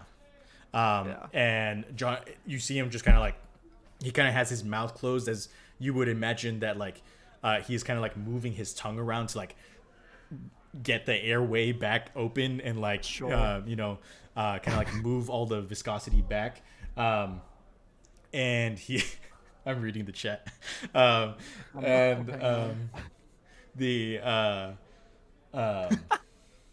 And he takes the bottle and he's like, I think that's enough of that. And he kind of puts it back inside of back on the shelf, and just coughs a little bit. Fine wine. I hope that was akin to what you were looking for, friend. It's not quite like anything I've ever had, but it hits the mark. The old fern burn. I must ask, I'm a big fan of movies, and you kind of look like Gary Oldman. No, I am not. There's no relation. I just wanted to check. Sure, yeah. Understandable. I love. I hope you don't mind me saying, but I love your accent. Where are you from? I'm from a small. Well, I suppose it's a small town in England. You probably wouldn't know it. Oh, well, I understand. I'm from a small town that's not on the map anymore in good old Georgia. I don't know what that is. It's to the east. Oh. By the All right. coast. Sure. Do they have more drinks like this in Georgia? No. This is a peculiar drink I found on my travels. Well, hopefully in mine I will find something equally dark and terrible. Thank you. Absolutely. Feel free to let me know if you need anything else. Will do. I slide the shot glass back across the counter to him. Yeah. As you kind of step away from the bar, you do catch, kind of like sitting at the top of the bar, in kind of like a nice kind of like mantled, you know those kind of like plaques that the singing fish Sure. sit on. Yeah. On this plaque, there is a golden fiddle set up against the wall, way up high. Like it's like way atop the bar. Like you'd have to get a stool to go and grab it, but Oh my it God. is sitting This right fiddle of there. mine. It's Johnny. It's sitting right there at the top of the. Oh, of the oh no. I can't believe you just. I can't Jumping believe you back. just devil went down to Georgia me. How dare you? Holy shit. Jumping back to Chuck's I like is can't believe glancing you've at done this. Oh Chuck's my like God. glancing I at the cannot fiddle believe like, you've oh done no. jumping back from the bar to Chuck. You roll a 9 for manipulate someone. Yeah. I think most of the group they've tossed back a couple of drinks. Most of them are probably not in the state to ride their bikes at all. Yeah. At least until So the I'm morning. just being safe here. Right. And then Brendan kind of speaks up and he's like, I'll take you. I'm sure Odie wouldn't mind taking your friend either. I don't know why he has a southern accent now. He's just a man of the world, sure. He's just a man.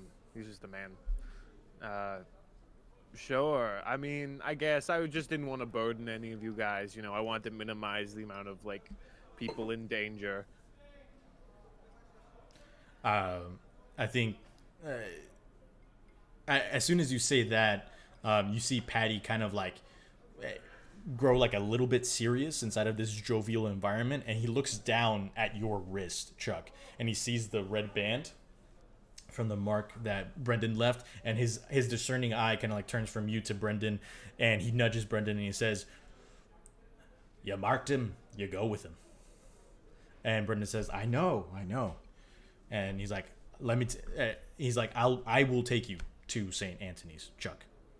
Okay. Essentially now the idea is they'll do it, but only if you do something for them right now. So you just have to agree to have Brendan take you to St. Anthony's. Essentially, that's the. Okay, sure. Yeah. Cool. Well, I'll babysit your kid, Pat. Patty kind of like rings out a laughter. Also, not really a promotion because it's just a really good song. For the inspiration for Patty, I would encourage everyone to go on Spotify and look up "The Night That Patty Murphy Died" by the Great Big Sea. It is a very fun song. Anyway, that is he kind of laughs. Spoiler. And he kind of like shakes Brendan and then goes over and he is reaching out to give Chuck like a hug, like a full-on chesty, like belly to belly kind of hug. Are you allowing him to do this, Chuck? I think Chuck does, very sadly though. Like there isn't as much energy in it. It's just sort of like, oh hello, okay, we're doing this. Yes, and then so I'm assuming So like an awkward like pat on the back, like yeah, okay. Yeah, it is such a like a difference in body types when Patty just like hooks in and like lifts him up off the air for a little, like a little bit off the ground, and you see like Birdie, you see Chuck's kind of like hand kind of like not even reach like Patty's back, but just kind of like pat the shoulder blade almost, as Patty sets him back down, and he says, "Find me again, Chucky boy, and we'll have ourselves a right good time." Sure. Soon would be preferred, as he like sort of he like glances up at the golden fiddle and is like, oh god. Yeah, and then Patty's gonna let you go, and Brendan and Odie will walk to you and Birdie and say, "We'll get the bikes ready. Meet you outside." Okay, perfect. And He turns to Tree Man and is like, okay, Tree Man, I'm sorry, I could not get us our own bikes. It would have been really cool. Would have been so cool. Imagine that. Imagine me riding a bike. I'd be tearing up the town. Sure. I have very loose experience with these things. So, Well, it would have been cool. It would that's have been one way really to put cool. it. you know what? I'll take your word for it. Yeah, okay. I just had an image of Chuck teaching Birdie how to ride a bike, just like a normal pedal bike. Heartwarming, really. So I'm gonna. Don't worry, I'm not gonna let you go. I'll hold the back of the seat. Do you as promise? pedal. Do you promise? Sure, yeah, I'll do it. Yeah. Such a Lets him beautiful go. father-son moment. Yeah. Oh yeah. Is there anything that y'all want to do in the bar before we jump back to the cathedral? I think Chuck quickly downs a shot and go like just a random shot. Just takes it from a bike or something. Who's about to take it? Just grab He one. was so worried about the drink before, and now he's just like, whatever. Well, no, Interesting because change it's of events. Well, no one's actively given him the drink, so it's like less likely. Like if like one is actively given to him, he's like, I don't know about this. If you know that I'm someone who's important, if I just grab someone random's drink. Don't you know it's far safer to drink other people's drinks? Anyway. I'm imagining the scene in Princess Bride where he like switches the drinks back and forth Yeah. like 15 times or whatever. Inconceivable.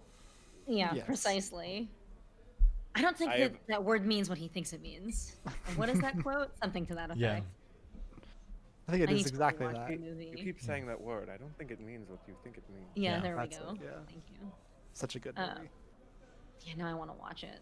Sorry, guys. See you later.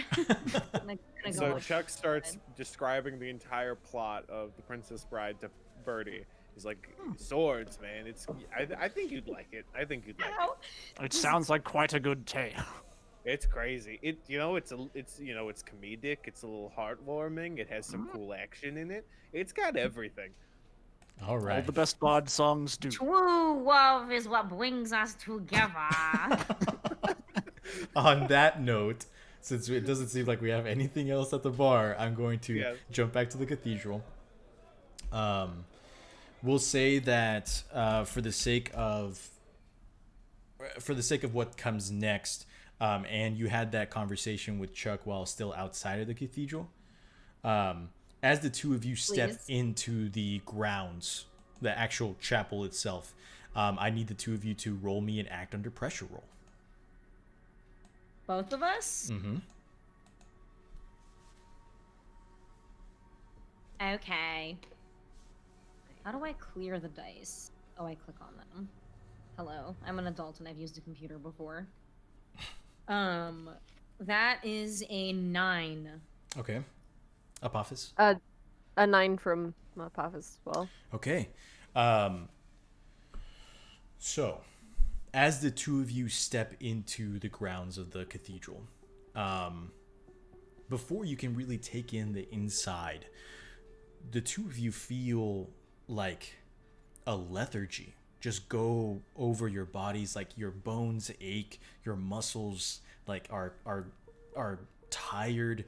You step in and immediately take kind of like a deep rest, as if in that short span of time you just exerted like almost all of your body's energy. And the two of you are going to take a -1 forward on your next roll, whatever it may be, for stepping onto consecrated ground.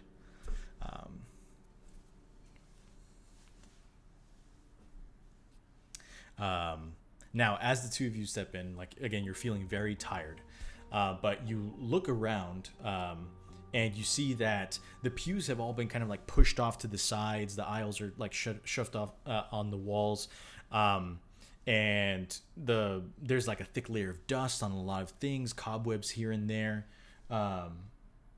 and the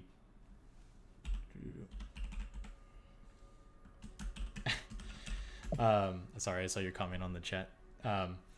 But it looks very abandoned, with the exception of like the altar. You go up and you see any like livery or decoration has been since moved away. There seems to be like an altar kind of in the middle of where, you know, the priest would do his sermon. Underneath it, there is kind of like a pushed over plastic table with like an electric lamp. There is again, still pushed off to the side, like kind of strewn about, is a cot with a sleeping bag. There's several blankets kind of lying around. There's even just like on this cursory inspection, next to that like table, there's also like bits and pieces of like, you know, like chip bags and Cheez-Its and like all these different kinds of snack foods, along with some like, you know, wrappings from gas station foods, you know, like banana nut muffins or like a sausage dog or something along those lines. Like someone is living here. So it seems as though someone is living here.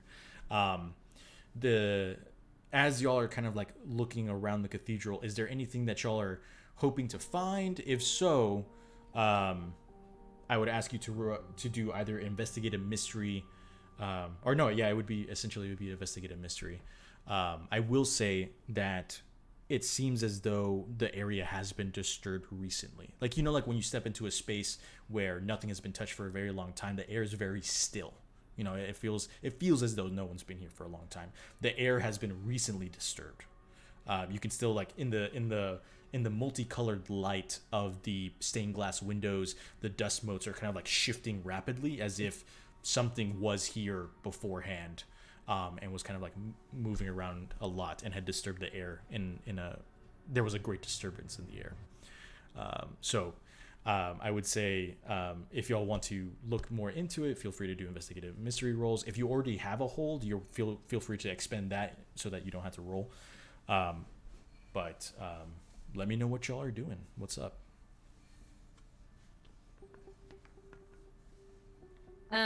Do we get oh, sorry, go for it, Mars. Just gonna investigate a mystery and see what I could roll first. Mm-hmm. Yeah, go ahead. It is an investigative mystery with a -1. That's a 6. Okay. Can hit. Yes. Would Anne like to help? Yes, roll me a help out roll with a -1. I don't wanna take leveling up away from anyone else, but hard moves in a sketchy place without half our team. Oh. Yeah. Right, roll a dice. Yes, correct.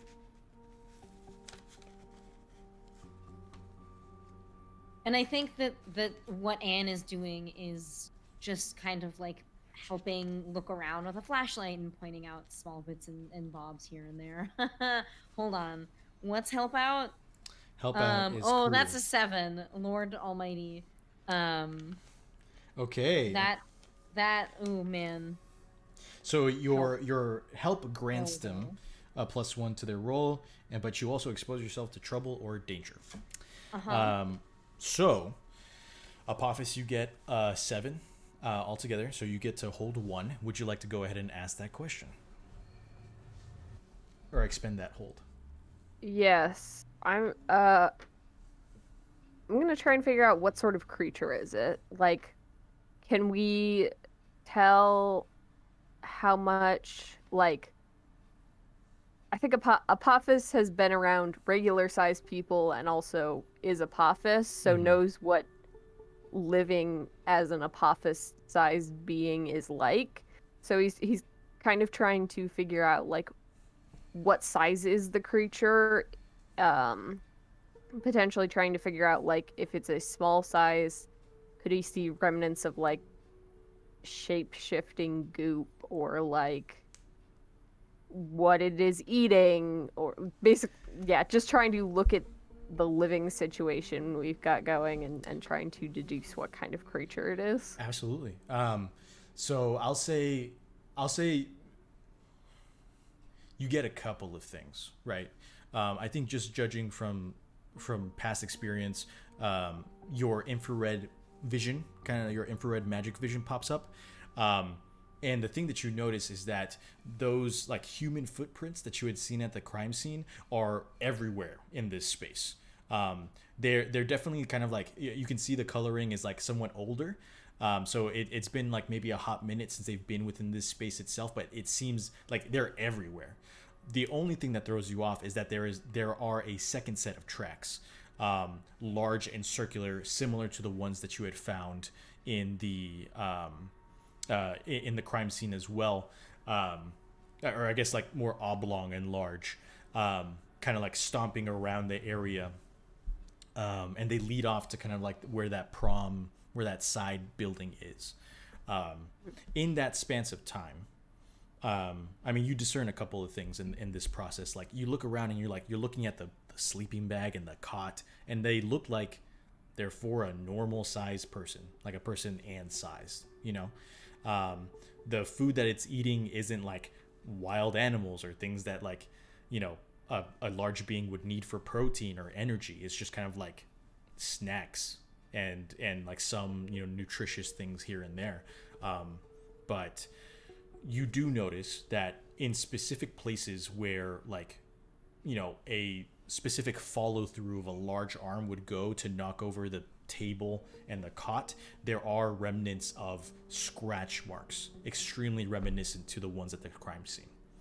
I think at this point, I'll say Anne is kind of like in the process of checking out the back of the altar, when there's like a metallic ring throughout the cathedral.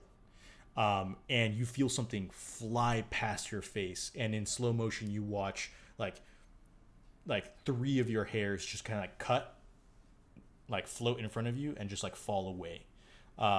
As you turn to the side, you see that embedded in the nice marble of this altar is a flaming Roman gladius, and you watch it kind of like wobble, and it shoots back, and you watch it like sit onto the hand of an individual sitting on the highest tier of this cathedral, kind of like near the rafters. The illumination from the sword illuminates kind of like red hair hanging down and a blindfolded face. And on that note, we're going to go ahead and take our 15-minute break. Thank you everyone for staying. I hope you're excited to see what happens next. We will see y'all at 9:10 approximately, maybe 9:11. See y'all soon. Bye-bye. My name is Dr. Alexander Rose, and as hard as it may be to believe, I am a vampire. Well, at least partly. I don't even truly remember how this came about. You see, I had a problem with certain controlled substances. I was a user. I also gave freely out of the pharmacy connected to my clinic. There were many that I shared with. All of this culminated with one night, one bite, and my life changed forever. I'm now hunting for my sire, the one who turned me into this, and for any knowledge on my unique condition, while trying to fix the life that I found myself in. I fight the urges. I work to try and make the world now a safer place for those like I once was, and for those like I am now. To prove my humanity remains, and that I'm more than monstrous.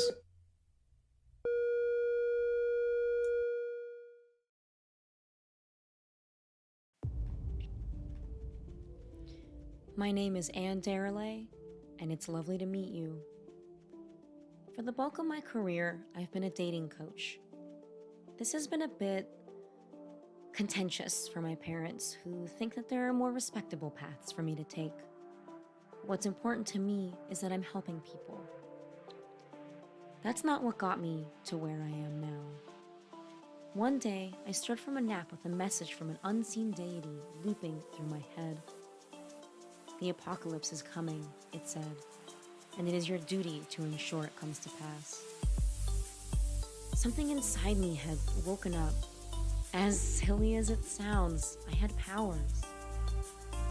A year has passed, and I'm no closer to learning the origin of these powers, or bringing about the end of days at that, but I've still found a way to put them to good use. If you ask politely, I'll still give you tips on flirting with a beautiful stranger at the bar. But if they turn out to be a shapeshifter, then I'll be the one to take them out. I am the head of Apophis, the Egyptian snake god prophesied to swallow the sun and bring about the end of the world. I was summoned from my slumber about 20 years ago by a group who didn't understand the weight of their actions, by a group that failed to acknowledge my power. And so I was split. I should have been risen as a horrifying, monstrous snake, large enough to swallow the sun, but instead I'm just the head of one. As I wondered, contemplating the life I now had before me, this form couldn't bring about the end of days, I began to appreciate the world around me and see what it had to offer. The apocalypse is my destiny, but I'm not sure it's the future I really want. The name's Chuck Duval, though some people might be more familiar with my old work title, the Silencer. You could say I was a hitman. I used to take out anyone for the right price, be it people or monsters. How many people I killed is a secret between me and God. I've been retired for the past couple of years, but things change. Retirement got boring, and I don't have that much time left to waste doing crossword puzzles in between my daily dose of Vicodin. So might as well use it to silence a few deadbeats on my way out. 1 second, folks. Recalibrating the sonic rifle. Almost there. Hot damn! Oh, shit. Oh, I apologize. Let me introduce myself. My name is Theodore Ulysses Franklin. You can call me Teddy. Born in good old San Antonio, Texas, back in 1959. My mama was Mexican, my daddy a cow rancher, and sí, hablo español. After graduating from MIT with various degrees, I delved into some of the fringe sciences. There, I discovered the existence of the supernatural, and I realized my purpose: researching the unexplained and protecting normal folks from the terrors in the dark. My savings went into building Old Tex, my mobile base of operations, out of the scraps of a 442 Atlantic steam locomotive. Old Tex and I travel across the country, fighting monsters, protecting people, and riding the rails.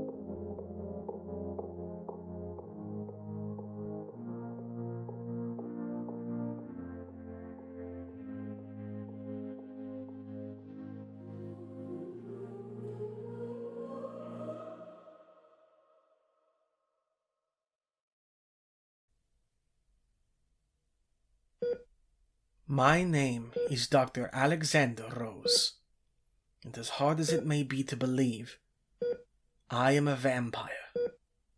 Well, at least partly. I don't even truly remember how this came about. You see, I had a problem with certain controlled substances. I was a user. I also gave freely out of the pharmacy connected to my clinic. There were many that I shared with.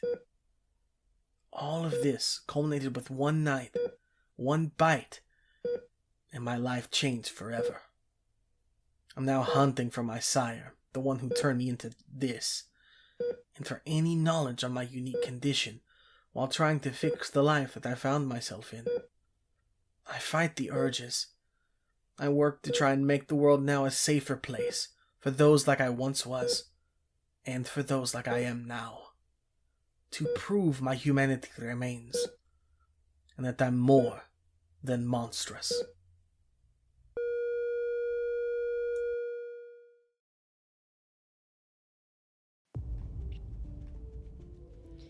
My name is Ann Darelay, and it's lovely to meet you.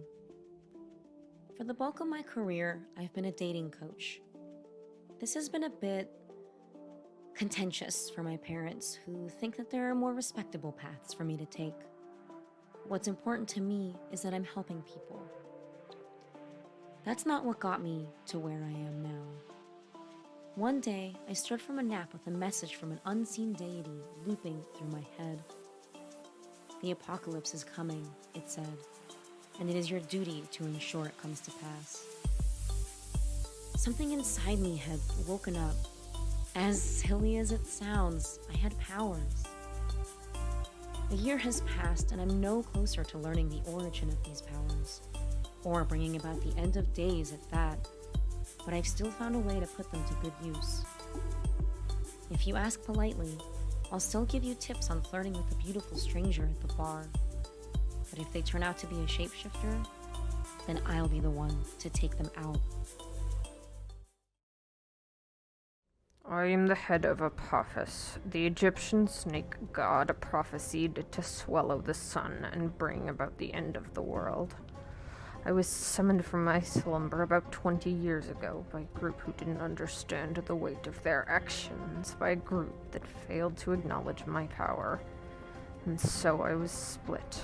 I should have been risen as a horrifying, monstrous snake, large enough to swallow the sun, but instead I'm just the head of one. As I wondered, contemplating the life I now had before me, this form couldn't bring about the end of days, I began to appreciate the world around me and see what it had to offer. The apocalypse is my destiny, but I'm not sure it's the future I really want. The name's Chuck Duval, though some people might be more familiar with my old work title, the Silencer. You could say I was a hitman. I used to take out anyone for the right price, be it people or monsters. How many people I killed is a secret between me and God. I've been retired for the past couple of years, but things change. Retirement got boring, and I don't have that much time left to waste doing crossword puzzles in between my daily dose of Vicodin. So might as well use it to silence a few deadbeats on my way out. 1 second, folks. Recalibrating the sonic rifle. Almost there. Hot damn!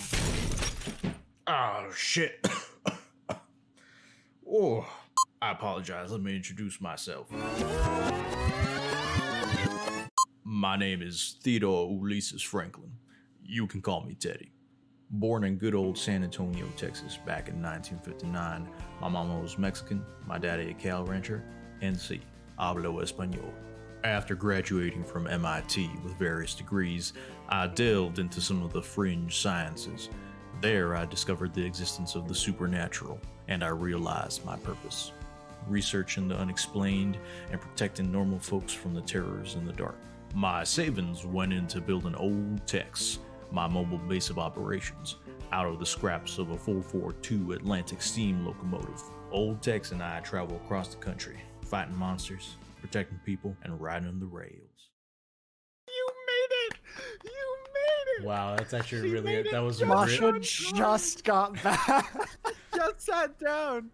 Oh my god, we were like, is she gonna do it? Is she gonna do it? Incredible. it was really Last impressive minute. actually. Yeah. There is no Was- better feeling than coming onto a chat and everybody clapping.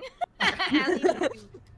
Unfortunately, I didn't get to eat, so I will. Oh be eating. no. It's my food is in front of me, so. I have a plate of food as well, so don't worry. I mean, And it it's looks like crackers. Mars does too, actually. I have a so- cheesecake plate because I made Oh, fuck. cheesecake. Wow. sounds Way to awesome. flex. Nice. Is it like just straight up cheesecake or is it like special cheesecake? It's cheesecake with raspberry jam in it, but I didn't put enough raspberry jam, so it just kind of tastes like regular cheesecake. But I put Ah. raspberries on top of it, so I Well, felt there you go. fancy. I mean, I think all cheesecake is special cheesecake, so, Yeah. you know. It's true.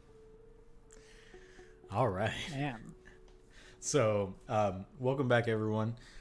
We come back to Apophis and Ann in St. Lucifer's Catholic Cathedral, where, upon investigating a seemingly a person living within this abandoned cathedral, Anne has been nearly decapitated by a flaming sword that can fly through the air.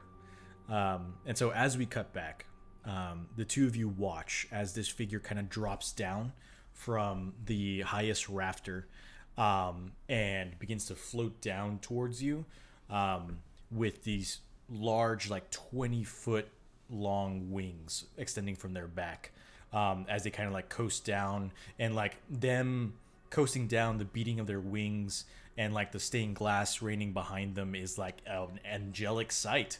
And as they step down to the ground, they like step into like a brisk walk, and you watch the wings fold in and fold into a like nice like off-white poncho that wraps around their body. And as they step towards you, you see they're somewhat androgynous in nature. They're like, they have a very tall body, and their red hair is cut into like an undercut, and their shape is, they have like a almost kind of like a body almost like modeled from clay, in the sense that like it's very anatomically correct. The face is completely symmetrical. They're somewhat tall and lanky, but they have like if you were to maybe put an age on them, they would be like maybe in their 40s or something along those lines. And they step up to you, and you see that their eyes are just like cloudy white. And they look at the two of you and they say, "I sensed you coming in earlier. Please leave."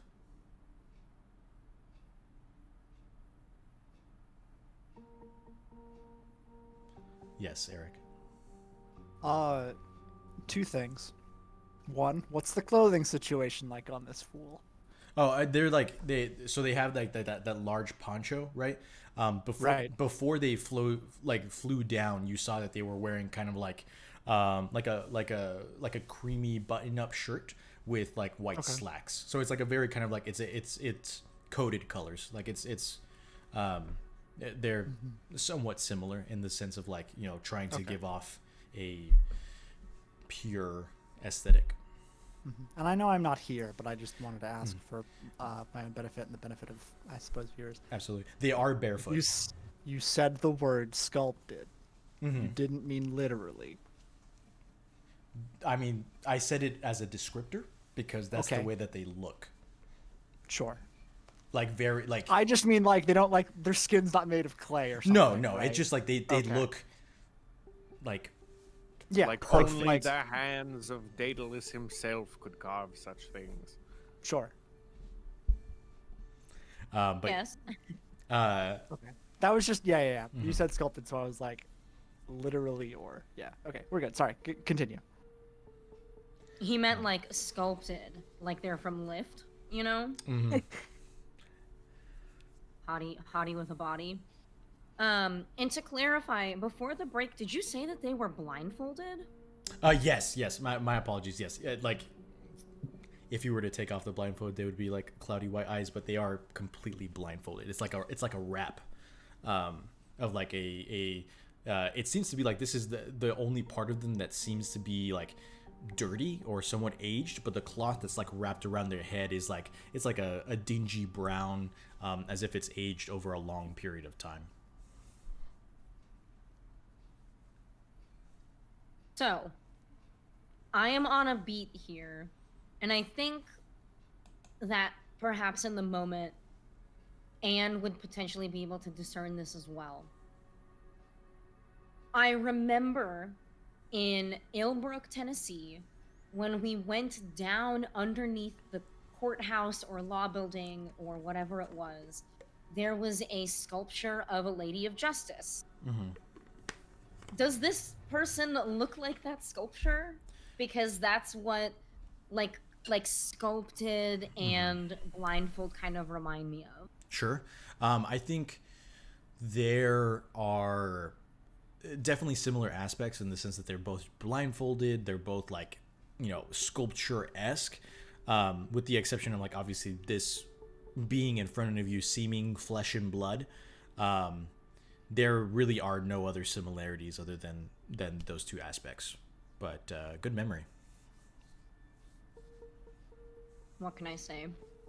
I don't remember anything else, so just the minutia. I'm gonna stand my ground, and I'm going to look up at this, formerly winged, now ponchoed figure and say, is that the kind of welcome you give all of your guests? There are no guests here. The congregation has left. So shall you.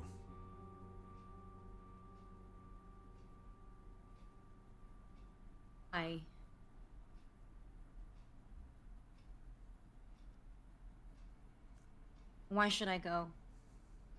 You are not welcome.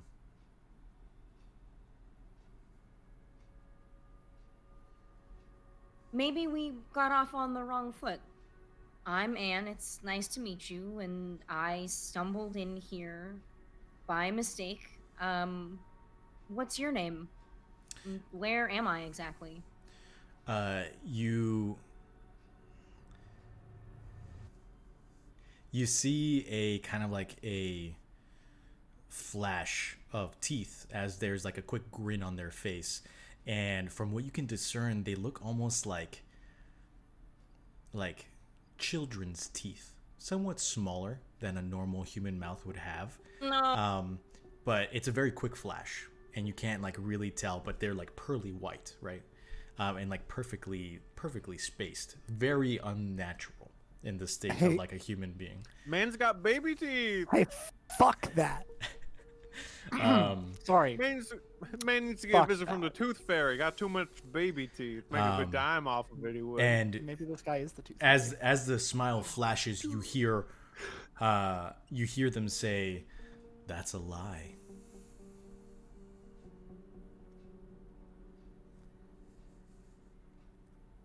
Scared.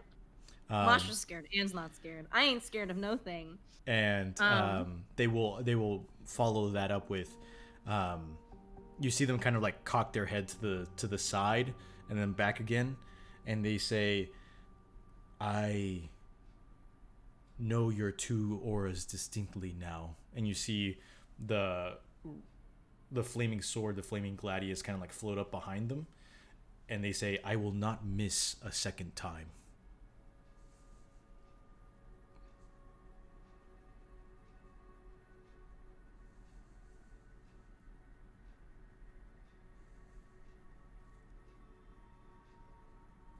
Yike.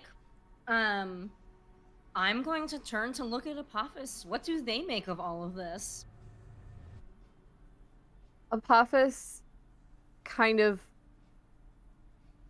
gives them like a look, not really knowing what to make of this person, and Vibe.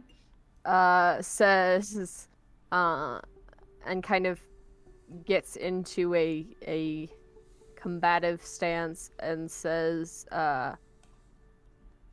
and I will not miss a first. No. Apophis, as soon as you speak, you see the blindfolded being kind of like stiffen, as if by recognition, and then immediately the sword points towards you and shoots straight at Apophis. I'm gonna need you to make me, let's do just act under pressure.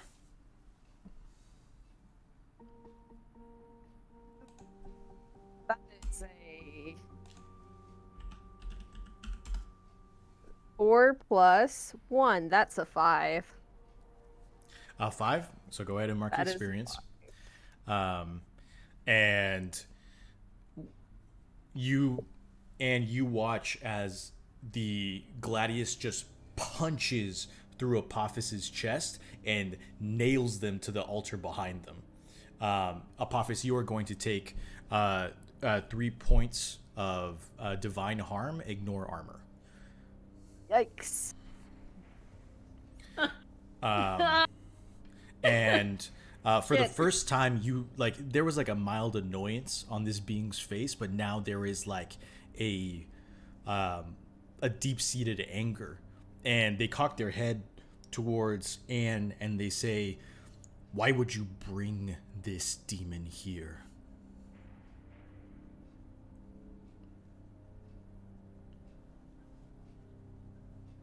Demon, they are my friend and companion.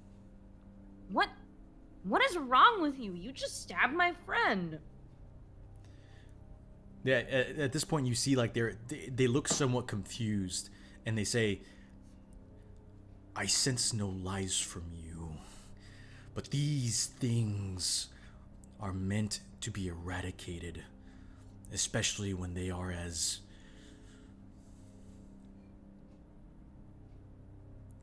advanced as yours." And the gladius rips out and then like swings back around behind the individual. It no longer has Apophis. You kind of like slump down to the ground, but the gladius, like still slick with Apophis's blood, is kind of like swinging in the background, wiping it away, as the being kind of like stands again, like essentially facing the two of you, their body kind of like cocked to the side.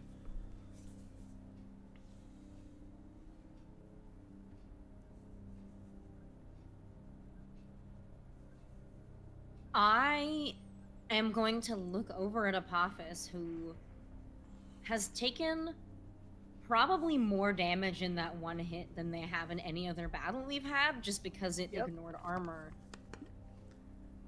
And take a deep breath and try to lunge over to where they are and angel wings us out of there. Oh, okay. Okay, go ahead and roll me an act under pressure to get to Apophis. Yeah, I know. I'm doing it. Oh, boxcars, baby! Okay, well that's not the important roll. Okay. You are successfully next to Apophis. Good job. You have And moved like I 5 walked feet. like 3 steps and I'm like, yeah, that was so good. As you rush forward, you kind of like you duck down low, something telling you that like you just should, and you feel the hot like blade of the gladius just kind of like sweep past you as you duck down low, get right next to Apophis, grab them by the arm. Go ahead and roll me to angel wings out with a companion.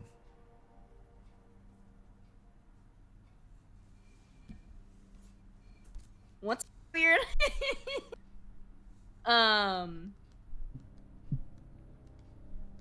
Your Honor, that is a 6. Okay. We love to see it. We love to see it. We hate to see it. Guess who gets to mark experience, baby? Yes. It's weird that it's very consistently the angel wings move. Yeah, I think it's the mark of the divine. I rolled a 1 and a 3 plus 2 if anyone wanted to know, exactly how that went. Like, okay, I think it was Trevor and someone else like, "Hey, will Masha curse the whole internet dice?" Well, Maybe. Here we are. I think, yes. So you and Apophis disappear, right? And in those microseconds where you move from one space to another, you are shifting in space at an unimaginable speed. It almost looks kind of like the hyperspace tunnel, right? And as you have Apophis in your arm and you are moving forward, the being appears in front of you, grabs your face, and shoves you out of the hyperspace tunnel. And you fall down onto the ground of the cathedral, and Apophis, you are suddenly thrust forth into the middle of incoming traffic. You just hear horns blaring past you, just like screeching, people trying to swerve around you, and you smash into the pavement.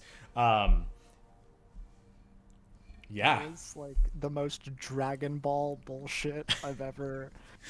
it's that was interrupting, really cool. interrupting the instant transmission. Just Yeah, basically. That was really cool. But Meanwhile, Chuck and Bertie are driving down, and Chuck's like, "Look, you have to try the Zack attack at the Big Zedis in the pyramid. It's really good there. I don't know what they're doing at the Bass Pro Shop, but I mean they've got a good burger there." I don't know what a burger is. And if I did, that sounds dreadful. It's a Zack attack. It's pretty good. It's like a buffalo burger. Before we jump to Apophis, we'll stick with Anne in the cathedral at this moment. Anne, you're prone on the ground, and the being has kind of like stepped away from you, like maybe like 3 feet. And you see that the flaming sword is no longer there. And they look at you and they say, "Now that your demon has been banished, I would speak with you."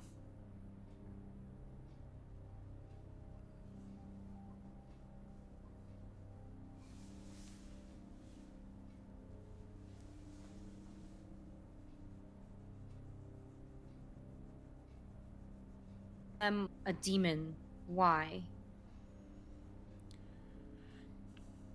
They have an energy about them. It's something I have felt before. It is dangerous, it is chaotic, it is not meant to be here on this earth.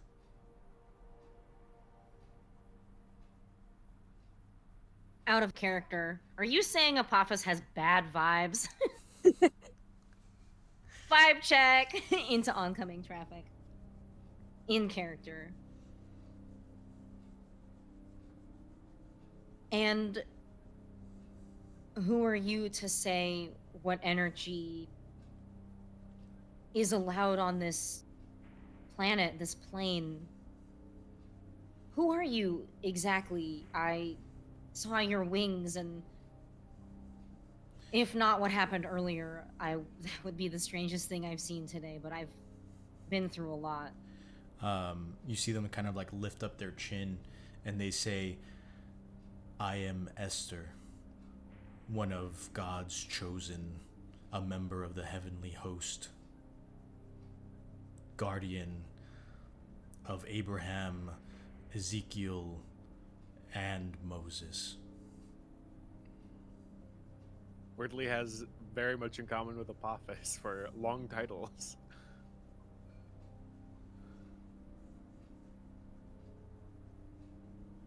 That is quite a title, and to be honest, I have to say I've never heard of you. I do not do my duty for fame.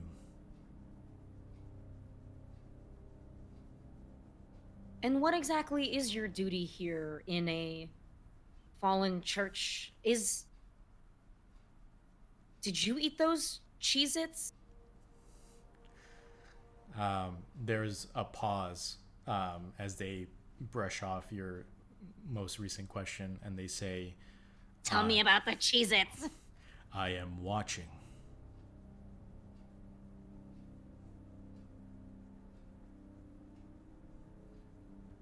What are you watching? Who are you watching? The person who's been living here, or let me ask you again, is that you? Do you require sustenance? Roll me manipulate someone. You sure? Yes. Okay. Okay.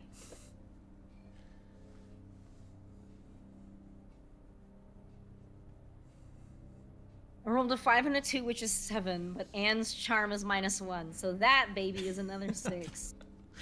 Hey, there we go. Yeah. There's Anne. There's the Anne I know and love. Mark experience.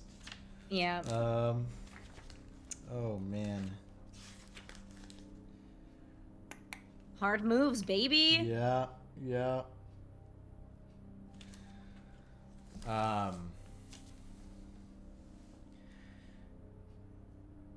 As you ask the questions, you see anger flash across their face, and the flaming sword reappears once more and shoots towards you, and it stops an inch away from your nose. You can feel the heat kind of like just waving off of it as it just kind of like sits right there in between your eyes, and the being says, "Impertinence will not be tolerated.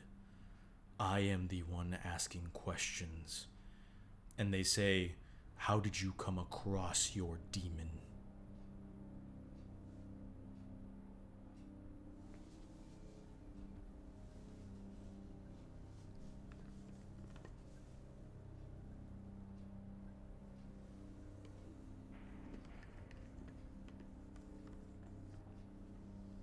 I came across them one day when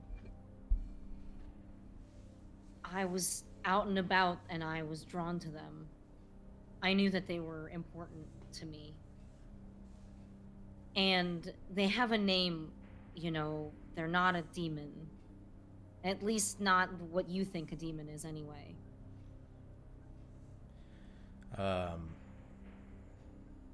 Yeah, you see them kind of like shift their head to the side, out of curiosity, just because I'm juggling a lot of things. What Anne said about finding Apophis, that's the truth, right? Yes. Like stepping back, I remember that we have this scenario that's part of canon of like how we all came together. Mm-hmm. And so my long pause was trying to remind myself like when the first instance Anne would have met Apophis was. Mm-hmm. And I think that it really was just them like stumbling into Apophis one day and like realizing that this is where her power came from, that her power is connecting her to Apophis. So I believe that it's the truth. And Anne left it very vague on purpose. Mm-hmm. Gotcha. But I'm happy to extrapolate more if Esther, oh wise one, is unhappy with what I've said. Again, like Esther kind of like cocks her head to the side, and she says, "I sense no lies, though I do not sense the entire answer." And she, they cock their head to the side once more.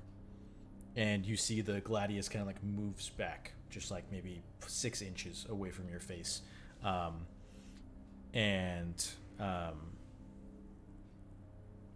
They look at you, or they kind of like address you again, and they say, "It does not matter what its name is. It is meant to be eradicated before it is too late."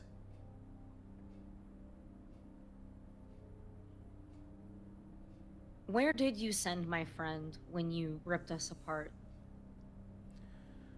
I merely delayed you where you were going.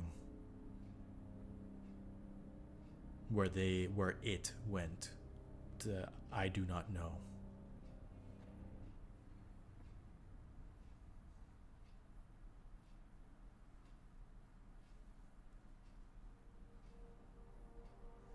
Why have you not killed your demon?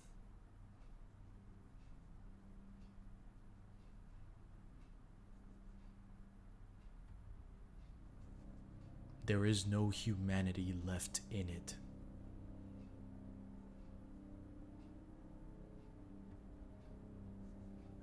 It's a matter of opinion, isn't it? I've brought many from the brink of inhumanity back to themselves. And 10 minutes with my friend Apophis, there is more to them than whatever shell you think they are. Why have I not eradicated them? Quite simply, there is no call for me to do so. No inclination that they should not be here. No thing that they have done to me that would befall such a fate to them. I don't know how much you can see into my mind, but I kill creatures that deserve to die, or at least when I come across them, have passed a point of no return. Such The as point- a burly British man. Yeah, fuck that guy. He had it coming. He was had worse it than a coming. demon. He was a chauvinist.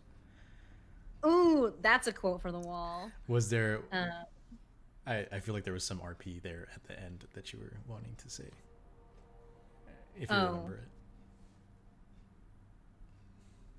Nervous about saying it, but I think frustrated as I would be. Ooh, you know what? Anne would bite her tongue. Okay. I think I would catch myself before I said my next sentence. Gotcha. Okay. I think... I'll tell the rest of you later.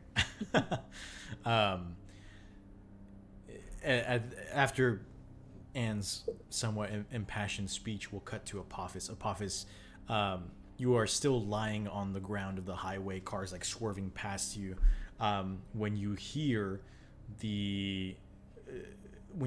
two loud motors just kind of like moving towards you, and you look up and you see two motorcycles kind of like racing towards you. Two men in like kind of like helmets and aviator glasses, with Gary Oldman and Chuck behind them, kind of like waving at you, as the two of you, as they are racing towards you in the middle of this traffic. Is Apophis in their snake form now? No. Apophis is still Okay. in human form. They're just like a person in traffic. Not much better than a snake in traffic, but I mean, either way, it's not. You're not in a great spot. yeah. So we're I'm like like, rushing towards them. Yes. I'm like, hey, we gotta stop. That's our friend. In the like kind of like the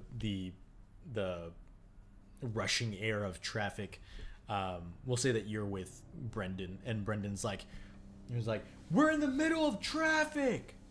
Oh, well, I mean, I've never really cared much about. I mean, okay, do you want me to try to grab him while we ride by him? That'd be cool.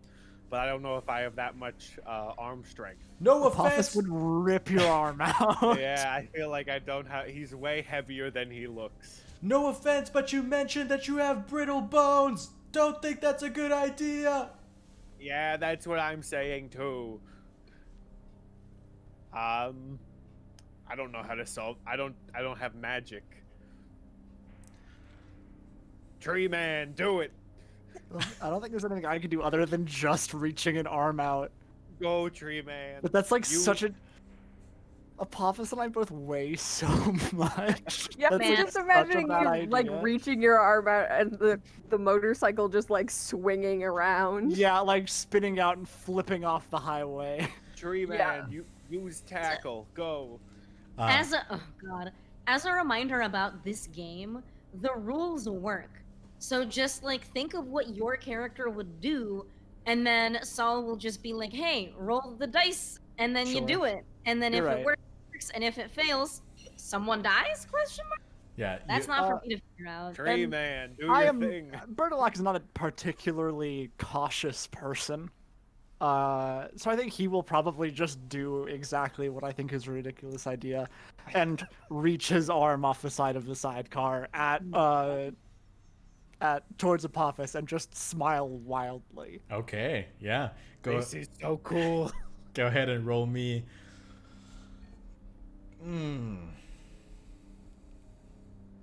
Yeah. Birdie, roll me an act under pressure roll. Yeah. Plus cool.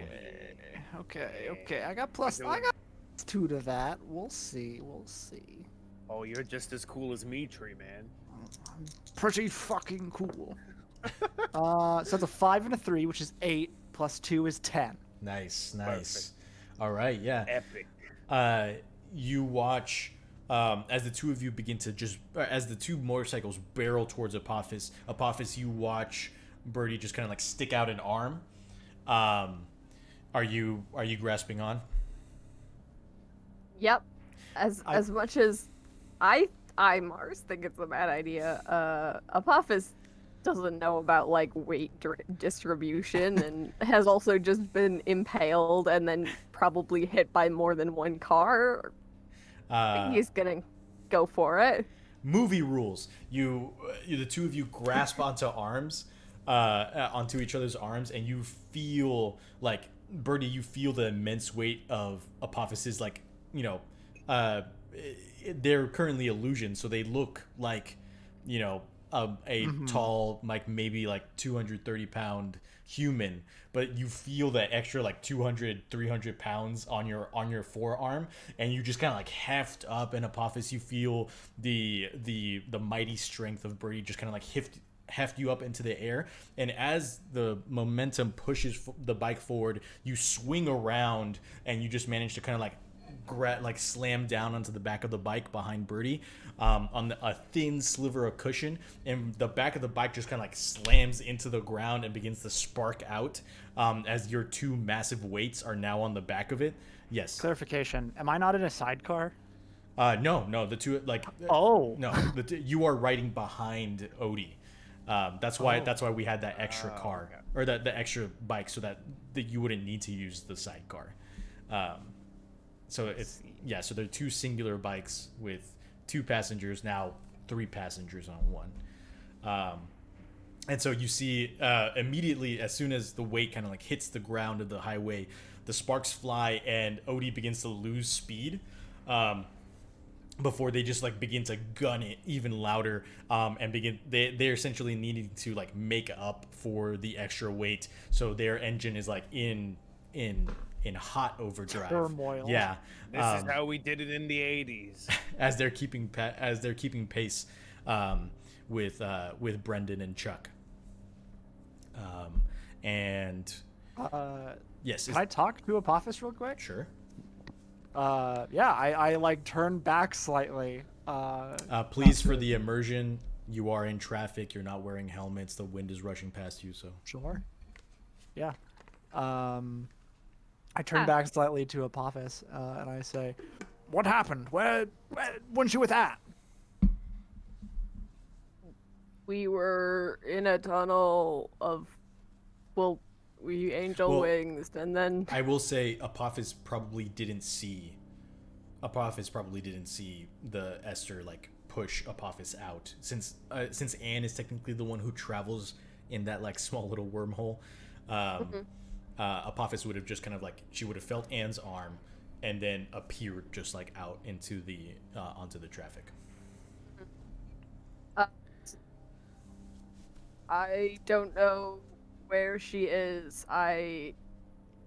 She's not known for her consistency at transportation, so she's somewhere, presumably.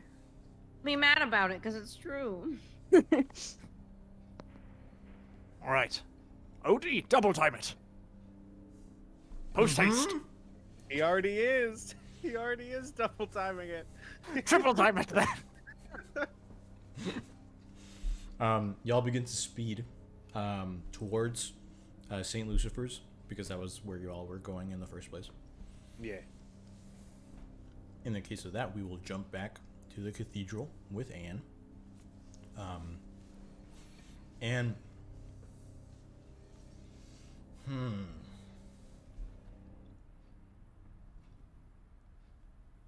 the sword is still hanging about 6 inches away from you.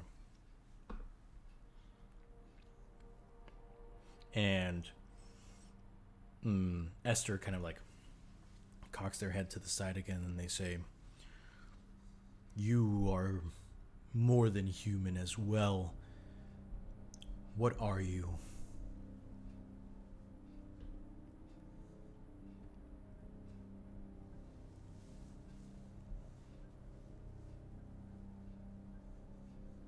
I don't know much. I know that one day I woke up with this power imbued in me and a task to complete. I know little about my superiors. I know little about what has changed within me. But I do, you're right, have some power now.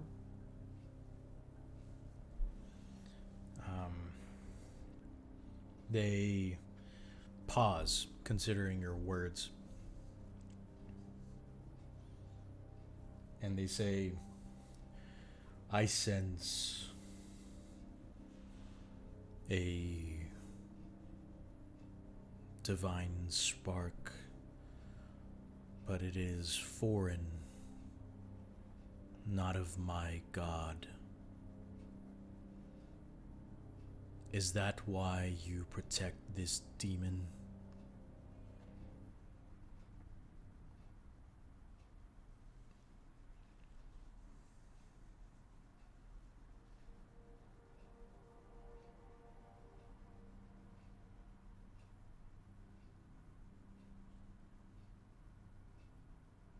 Yes.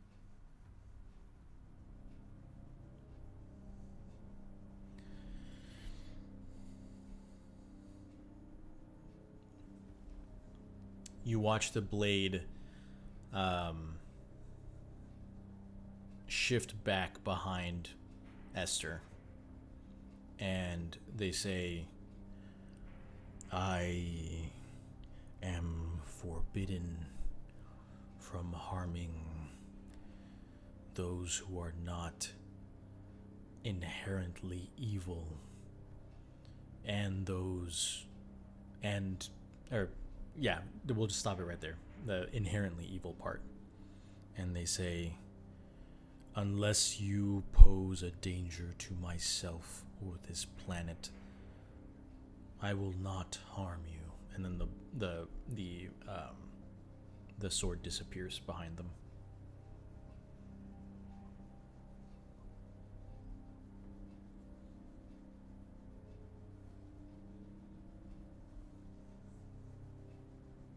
Is it you or one of yours that has been killing monsters here and nearby? Something with big claws has taken an innocent, I believe, in addition to demons. The angel, or yeah, the Esther kind of like shifts to the side, and they begin to walk towards the altar, and they kind of like, they place their hand on the place where the gladius had pierced through Apophis and the blood was kind of soaking, and they say, "Yes, I felt its presence too.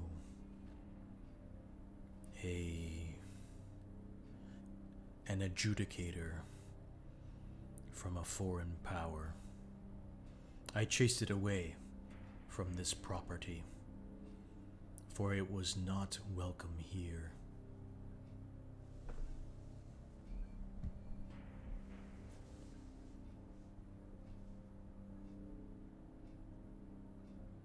Well,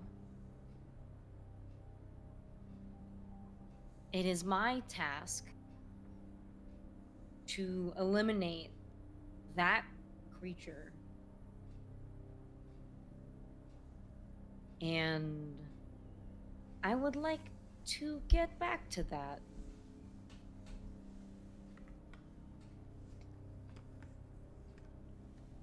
I have to admit, it didn't feel very good when you grabbed me while I tried to leave.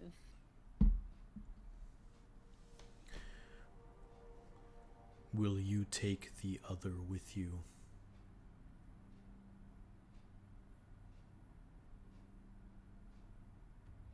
What do you mean, the other? And again, staring just completely straight forward with just looking at the gash, they pull out an arm and point to the side, and they say, "The one who's been hiding in the closet for an hour now."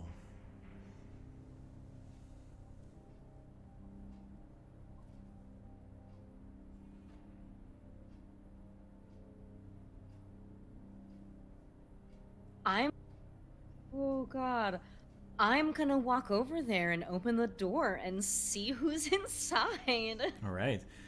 You walk over to the side, and there's like a large kind of like very short hallway between the chapel and that Sunday school area. And you see there's like a kind of like a double door maintenance closet. And as you open the door, there's a small shriek from the inside. And you see that there's a woman kind of like curled up into a ball against the side of the closet. You look back, and Esther is gone. Please don't hurt me.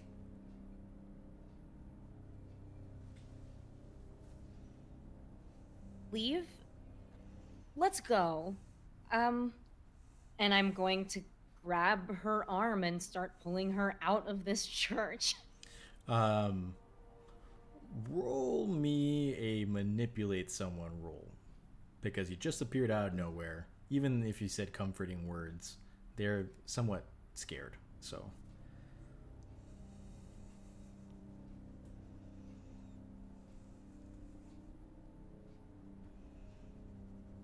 Guess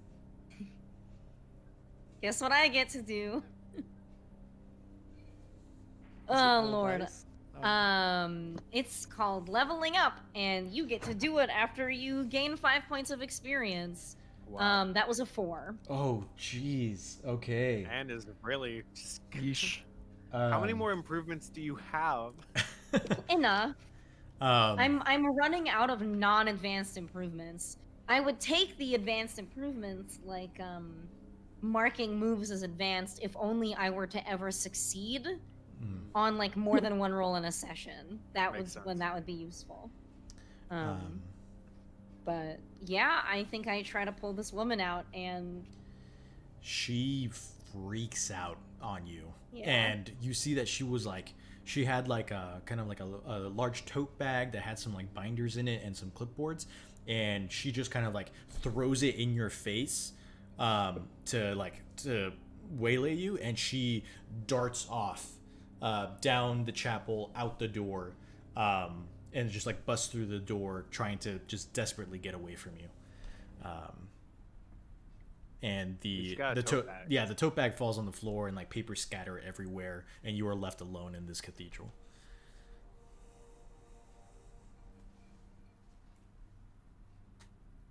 I am going to collect these papers and shove them into the tote bag, and then on foot, I think, leave the chapel and take some stead of where I am. Okay. Just kind of, because I don't think I looked at my surroundings at all when Apophis and I first landed here. Absolutely. So maybe some situational awareness could be useful here. I don't know. Never heard of it. All right. The leaving the door open to the chapel, you kind of like step outside with the tote bag. It is getting close to like about 6 o'clock now. And you can see that you are in downtown Memphis. There's like a couple skyscrapers on either side of this church. But there are some low buildings enough to where you can still see the bridge across to West Memphis. And further down the road, like maybe like a half a mile or so, a building is low enough to where you can see the very tip of the glass pyramid over to your right. So you're still like pretty close. You're still like in the proximity of an area that you understand. There are landmarks that you could use to get back to the train if need be, right? Is essentially the idea. Obviously, you don't have like a satellite view, but like you've got references. And I think as you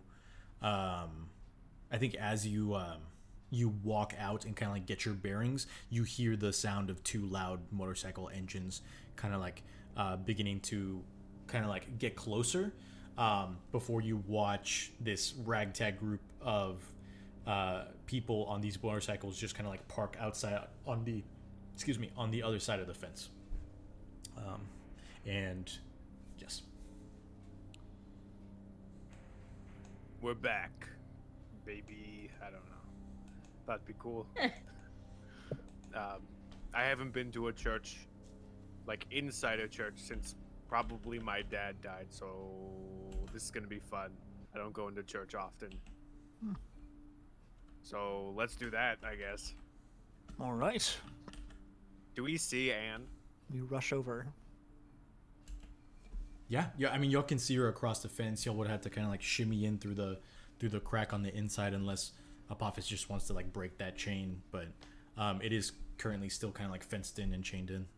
It's like, oh, it's a chain link fence? Mm-hmm. Okay. When we booped in like in the fence. Inside the perimeter of the fence. Oh, okay. So we Great. can't. So there's no like good way. So we'd have to There's climb like the fence.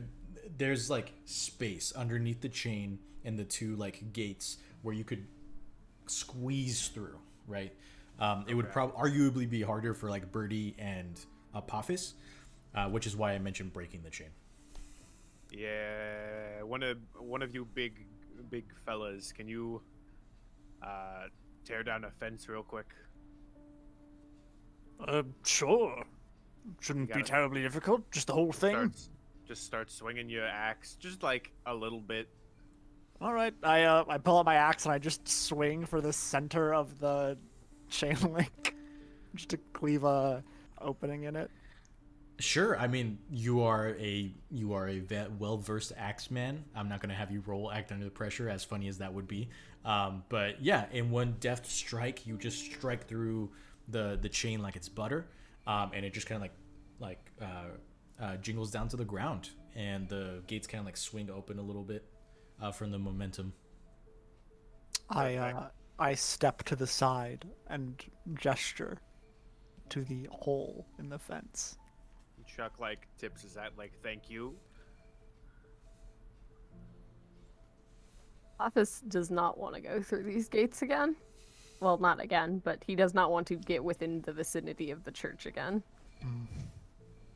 So he's gonna kind of Look, Poppy, Look I at- know look at church is Birdie. a boring place. Lots of sitting. Sometimes they make you sing. But I am less worried about the singing and more worried about the wound-causing deity residing what? within. There's a there's a- what? what? I feel like There's- that's And To explain, I don't think we want to be here right now. And Anne is going to start pushing everybody kind of back through I the literally fence. just drove all the way here. I feel like I want to go into the church now. It's taken me us a while to get here. What did you Alright. find? Apparently there was a sword swinging deity. deity. Yeah, that's a little heavy. I would like us to get somewhere that's not here to discuss what I saw. If just a block away, it's a lot, but I think I think that what we met was an actual angel. As crazy as that sounds, I can tell you with near certainty that the creature we're looking for, the creature responsible for the deaths of these monsters and of the biker is not here. Useful. Certainly. Okay. Chuck, So are you we are going back- into the chapel? So we're back to no leads.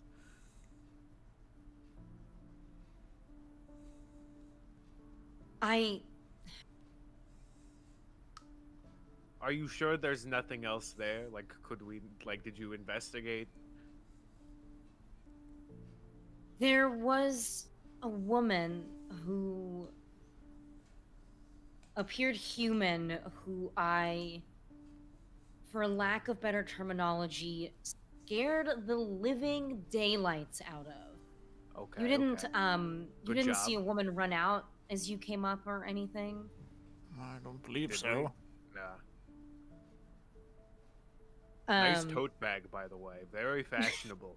Well, I thank you. I got it on sale. For No, free. that's not where Very on sale. Scare one woman, you get a free tote bag. Scare 2 women. Get a There's I don't like on that the side sentence. on the side of the tote bag. There's like kind of like the silhouette of 2 hands like holding hands, and it says Memphis helping hands. That's precious. Are they? Does it have like a phone number and or address?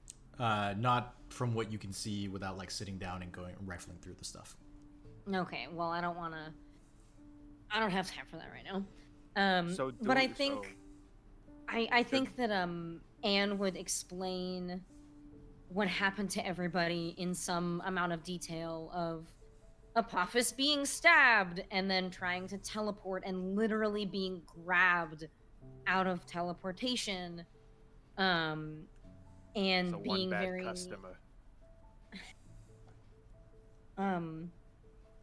So Chuck, if you want to go in there and chat with this thing, you are Do we know if more it's than still there? welcome.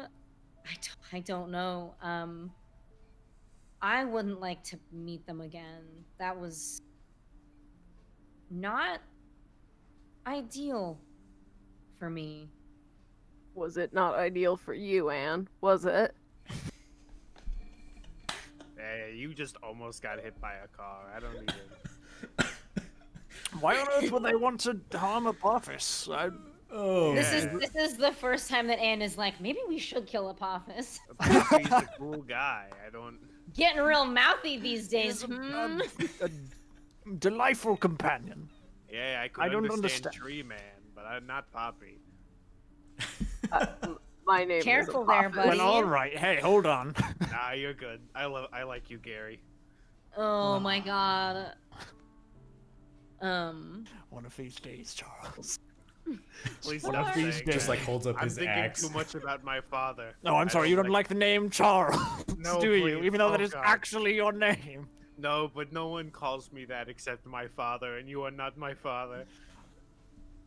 Are you? But he is your Wow. Whoa, You're whoa, blowing my mind. what were you Friend. gonna say? nothing. None words out of this mouth. Come on, He I've is been Gary Oldman. appropriate this whole time. It's true. Okay. I've been doing Uh, such a good job. It's been 3 hours. You gotta give me a single. So,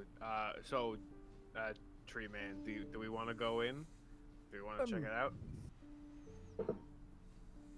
I'm willing to try, but Anne advises against it. So, Well, if it's a thing of like, oh, don't do it, it's not worth it. I'm just curious, like, if we missed anything, because it was from what you're describing to me, it was very much walk in, get stabbed, scare a random lady, get tote bag, and then get out.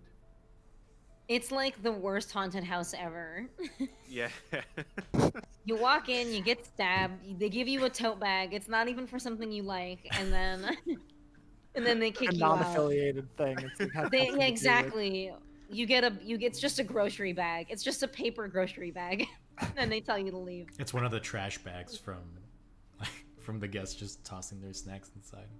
Oh my Go God. throw this It's away. It's an empty Cheez-It bag. Mm. I'm really I mean, stuck what- on this Cheez-It thing for some reason. It's the linchpin in the whole mystery, I guarantee. So so what's the plan? Are Chuck and Bertie going inside? Are Ann and Apophis staying outside with Brendan and Odie? I think it wouldn't hurt for us to quickly just look around, see if we notice anything, do a little. I guess if I had to describe it in some way, investigate the mystery. Well, I've heard that before.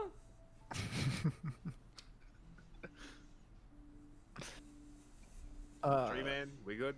Sure, I don't think knocking on the door will do any harm. Oh, you want to knock? Oh, Sure, I mean, if there's If anyone it home. clearly seems to be the domicile of whatever entity was. I like your manners, but I also think you're kind of being a square for it. So, I don't understand. okay, just knock on the door. All right, I knock on the door. Yeah, it's Hello? like there is an echo, but it's wood on wood, so it's somewhat mutes itself. But there's no response. The door is open though. Guess I'll help myself in. I peek open the door slightly and look inside with one eye. It looks empty. Okay, I'm going in. See you later, alligator. Oh, And he opens the door All right, and steps in. Chuck steps I just inside. like look back to Anna and I just go, and I step Do in. you as think well. she's gone crazy? I feel leave like the she door might have open. gone Sure. crazy. I leave the door open, of course. As the two of you step onto the grounds of the church, Bertie, I'm going to need you to roll me an act under pressure roll. Oof. All right. Just a Bert. Just Bertie. just a Bert. that's interesting. What, oh, what, oh, what did- oh, that is Snake Eyes. Okay. That's too Wowie, young. wowie. Until you leave the grounds of the church, you will have a -1 ongoing to all your rolls. Alrighty, I will mark an experience. That levels me up, actually. Nice. Oh. Hey, woohoo! As the two of you walk in, Chuck, you see Bertie just kind of like lean up against the wall. Bertie, you feel like a vertigo. Like it's just like your body is tired, but like also you're having trouble understanding like which foot to step forward, and like you try and move your right hand but your left hand moves. It is very disorienting as you step into the threshold of this church. Chuck seeing Bertie like get all wibbly wobbly would probably be like, "Hey, you okay? You okay, Bertie?" I'm feeling a bit peculiar. This is a strange place. Okay, but nothing too like imminent. Like you need me to give you. I'm not. I'm not a doctor. No, I am. If it's a bullet wound, I can maybe assist, but some people might get mad. But it's a whole thing. I believe I am fine physically. I do not believe we should linger. Okay, we'll make it quick. Is my audio not coming through? Oh, there It we was go. kind of. Yeah, It's maybe. only cutting in at the end, really. Yeah. There we go. I was going to say you hear Anne in the background go, "I told you so." All of that for a bit. Sorry. Yeah. Okay, can I investigate a mystery? Yes, absolutely. Go ahead. Okay, a 6 plus a 5 is an 11, plus my 1 sharp is a 12. Nice. All right, so you get to hold 2. So you get to ask, what happened here? What sort of creature is it? What can it do? What can hurt it? Where did it go? What was it going to do? And what is being concealed here? First thing I'm gonna ask is what is being concealed here, and then I'll make my next question based on that. Okay. So you approach the same area that Ann and Apophis did like an hour or so before. And you see like the camping gear, you see the food, the snacks. You can tell that somebody's been squatting here, right? Like somebody's been living here. I'm homeless. As you step up, as you step up onto the altar and step onto the other side, you see that the back of the altar is completely peppered with ads for the Bass Pro Shops at the pyramid. It's just like, it's like layered on top. There's a stack of them kind of like strewn on the floor. They're like, there's newspaper clippings, there's magazine clippings, there's like actual advertisements on like nice glossy paper, but they're all just showing the shape of the pyramid, and they're like splayed out onto the ground in the altar. I knew one day I'd have to go back to the glass pyramid Bass Pro Shop. Surprise, surprise, Chuck is on the banned list of people not allowed to enter the Bass Pro Shop pyramid in Memphis, Tennessee. Okay. Love to hear that story. You eat like 50 Zack attacks, and then they're like, you gotta stop, and then I'm like, more, and then they get mad. Are you sure you're the only human member of this party? Like, no, that he's human. One of the fish go missing. Everyone's looking at me because I'm the guy covered with sauce on my face. I don't know what happened. Lord. Anyway. Do you want to expend another hold, or do you want to keep it for later? I think I'm going to ask, where did it go in regards to this mysterious person that Anne says was here? Not the tote bag girl. Right. I got you. I think, Chuck, your senses are pretty on point, Sharpened. And there's like a tickle on the back of your neck, and as you turn around, you look up and you see that in like the corners of the chapel there are like marble facades of angels holding up the roof, and your eyes just kind of linger on like just a random angel statue, but you notice the curve of their nose, like the Roman curls on their head. They're like, anatomically perfect bodies, and like their arms splayed out to the sides with their wings splayed out, kind of like crowning the corners of this room. Each one looks the same, but you get the sense that whatever was in here is still in here, but is hidden from you, is actively hiding from you. Okay. Mars, just so you know, you're turning abstract there. Okay, perfect. We back.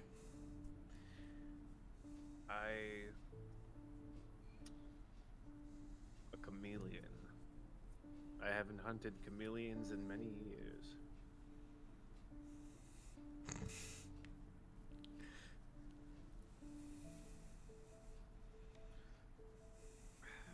Chuck sort of just is very like perplexed by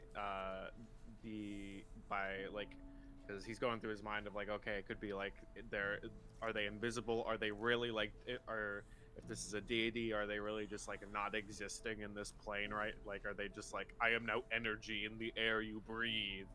And so he's just sort of like looking around like, these freaking, I really hate dealing with the like powerful magic types.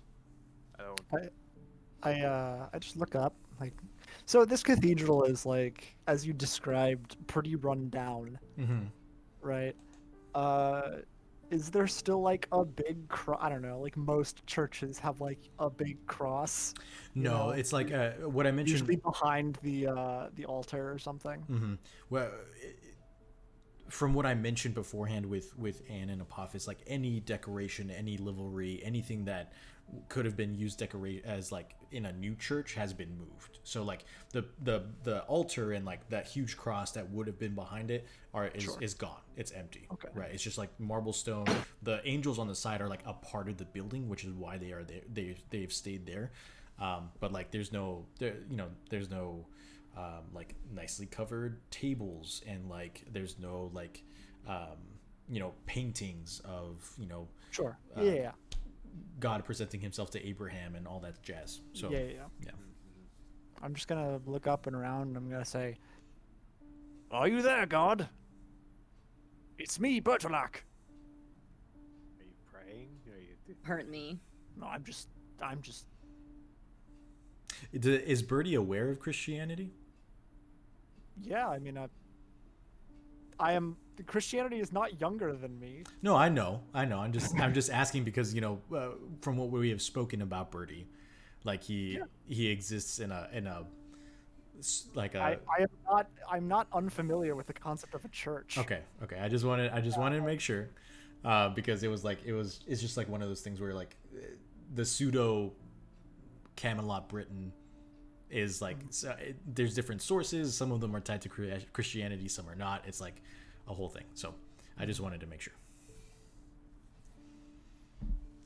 It's post Holy Roman Empire, so right. yes, I would say Birdie is familiar.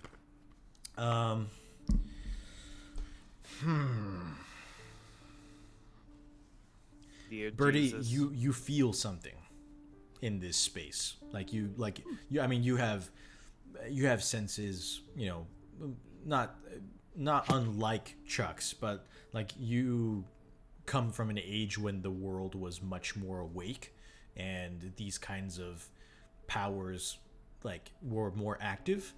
And so you sense like a remnant of that within this church, but you cannot pinpoint it. It just seems to be very vague and kind of like ethereal. Yeah.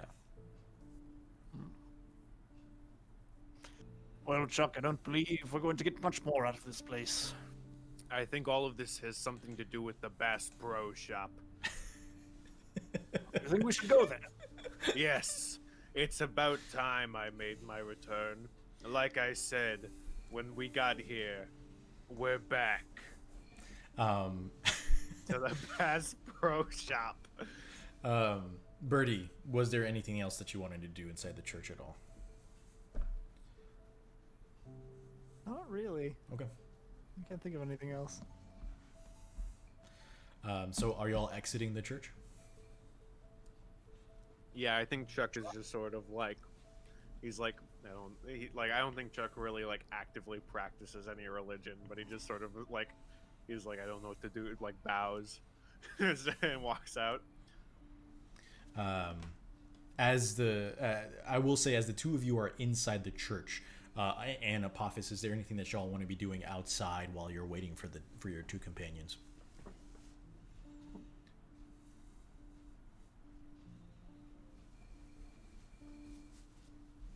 I think I don't know why my audio is being kind of funky. I think that okay, apparently it's my mouth too. I think that I would look up the name of that of the company that's on the tote bag, just to see where it is, what exactly it is, and then of course maybe make a mental note to try to return it. And also like kind of rifle through the papers, see if it was someone who was like employed there. I don't know, just try to solve that mystery. Right. I think so. You Google it, and Memphis Helping Hands isn't like a nonprofit or like a charitable organization in any way, shape, or form. You notice that the tote bag does come up on like the store, like on Google. When you Google it, it comes up as an item option that you can buy, that helps fund the city's Department of Social Workers. And you click on it, and it just like, it's the same tote bag with like the dimensions. It's like approximately like $19.99, with free shipping and stuff like that. But the funds go directly to helping the social workers like be able to like do more for the needy community in Memphis. Is there anything else that you're doing with the tote bag? I think that I would like maybe look in it and see if I can discern who it belongs to. Okay. Just kind of like what papers are in there, or is it more Bass Pro Shop flyers? Yeah. As you look I'll say the first two things that you kind of like dig out from the tote bag. One of them is kind of like a badge. It looks very official, has the Memphis city seal on it, and it belongs to an Aisha Morrison. And you see a picture on it, and it is the young woman that you saw leave the cathedral.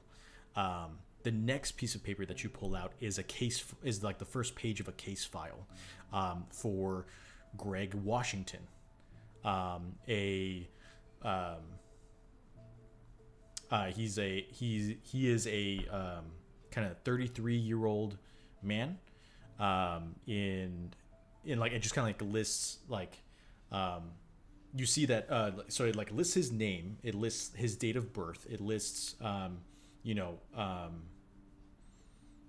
primary contact, Maggie Washington, and then like a phone number, and an address in Memphis. And then there's like a list of locations that have been like somewhat scratched out. And the St. Anthony's Catholic Church is like one of the ones at the bottom, that has not been crossed off as of yet. And it seems very like early investigation wise, it seems like this social worker was looking for Greg Washington. Well, I would point out to Apophis that this is very likely the same person who was last paid by our vampire blood bank donors for his blood, because that is the name that was pointed out to me by our lovely keeper when I was originally looking at that black binder. Yeah. So potentially something good to follow up on. Yeah. And seemed like it could be the person who was kind of cooped up here too. Yeah, those are just the initial pages. If you want to dig through more of the tote, it would be an investigative mystery roll. Otherwise, anything else that y'all want to do on the outside? Apophis is going to try and do magic to heal himself, I think. Yeah, definitely. Because they are currently at 3 harm, which means 1 more harm, and that's not too good. So Absolutely. Go ahead and roll use magic. oh, Yes. that's snake eyes. Yes. +2, but like Okay, go ahead and mark experience. uh I don't even have to remember like what the book says about misses for use magic because I have it so ingrained in my memory. It specifically says you lose control of the magic and things go to hell. Oh man. Chuck is now Apophis. Oh no. I am getting new dice.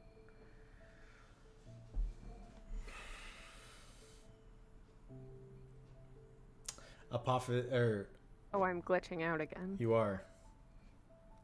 Oh, there it is. Apophis, I think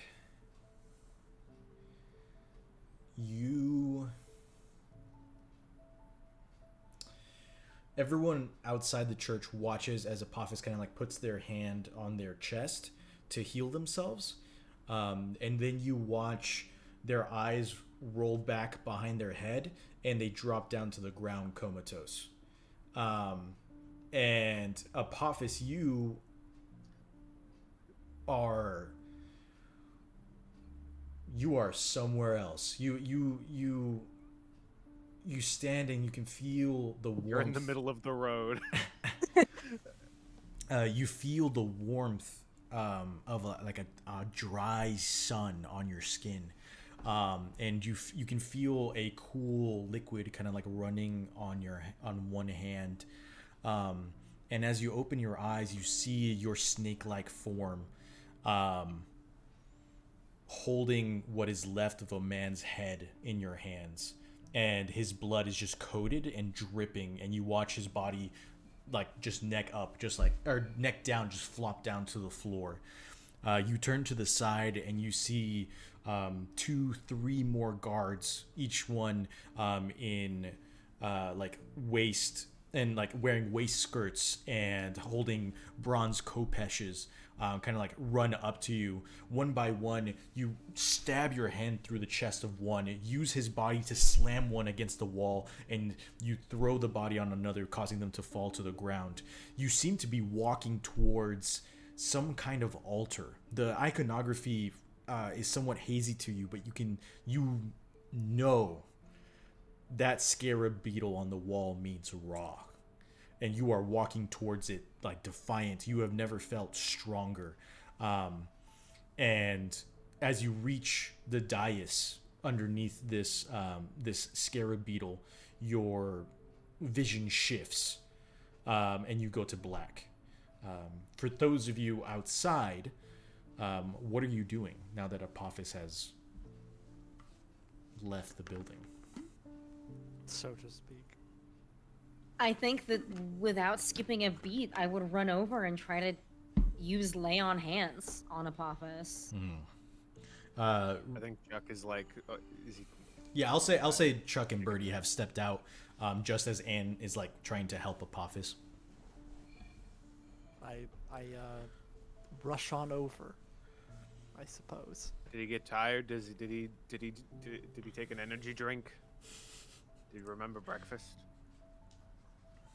They just fell to the ground. And I'm like, what you see is Anne, like, you know, literally like putting their hands on Apophis and her eye glowing. I'm so scared right now. Do I roll it? Remind me what lay on hands does, please. Oh yes, of course. So lay on hands is your touch can heal injury and disease. When you lay your hands on someone hurt, roll plus cool. On a 10 plus, heal 2 harm or an illness plus 3 stabilized. On a 7 to 9, you can heal the harm or illness as on a 10 plus, but you take it onto yourself. On a miss, your aura causes them extra harm. We're not going to think about that one. Yeah, it's not going to happen. So either you succeed or you use luck, probably. I mean, I guess first thing is like, I will come. I think that the first thing Anne will do is run over there and try to figure out what happened. Sure. Because Apophis was totally fine a moment ago, and now they are suddenly on the ground. You are looking still at Apophis's human form, on the ground, not the snake form. So if you want to, like, it's easy enough to turn off the hollow cloak. It's like, you know, like an on and off switch inside the fanny pack. The fanny pack. So if you want to inspect Apophis's true body, you can if you want to. Brendan and Odie are about to have to become very cool with a lot of stuff very quickly. I think that Anne, as she is like, first person, as I am clicking the button on the fanny pack, I make eye contact with Brendan and Odie in whatever order they'll have it, and I just say, stay cool, freak out later, and just let Apophis's human facade, you know, kind of like, have we determined, like, does it like pixelate away, or does I like it just, to think like, it's just vanish? a boop. The light popping sound, and you just hear. I think it's more of like, it's definitely not as defined as a pixelation, but if you've ever like, you know, seen a rainbow through water and just see how like easily it like disappears when you look at it the wrong way, that's essentially what happens. Is like it's like almost as if the image just kind of like fades. Yeah, pop.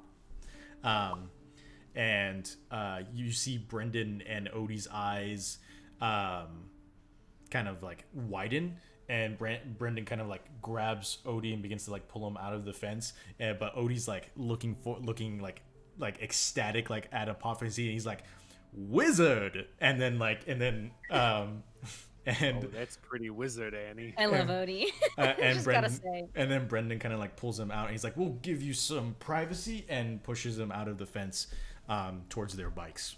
But Apophis is strewn out immediately upon releasing their snake form. You see that the gem on their stomach is gone completely dark. There is no gleam, there's no light in it whatsoever. It is dark.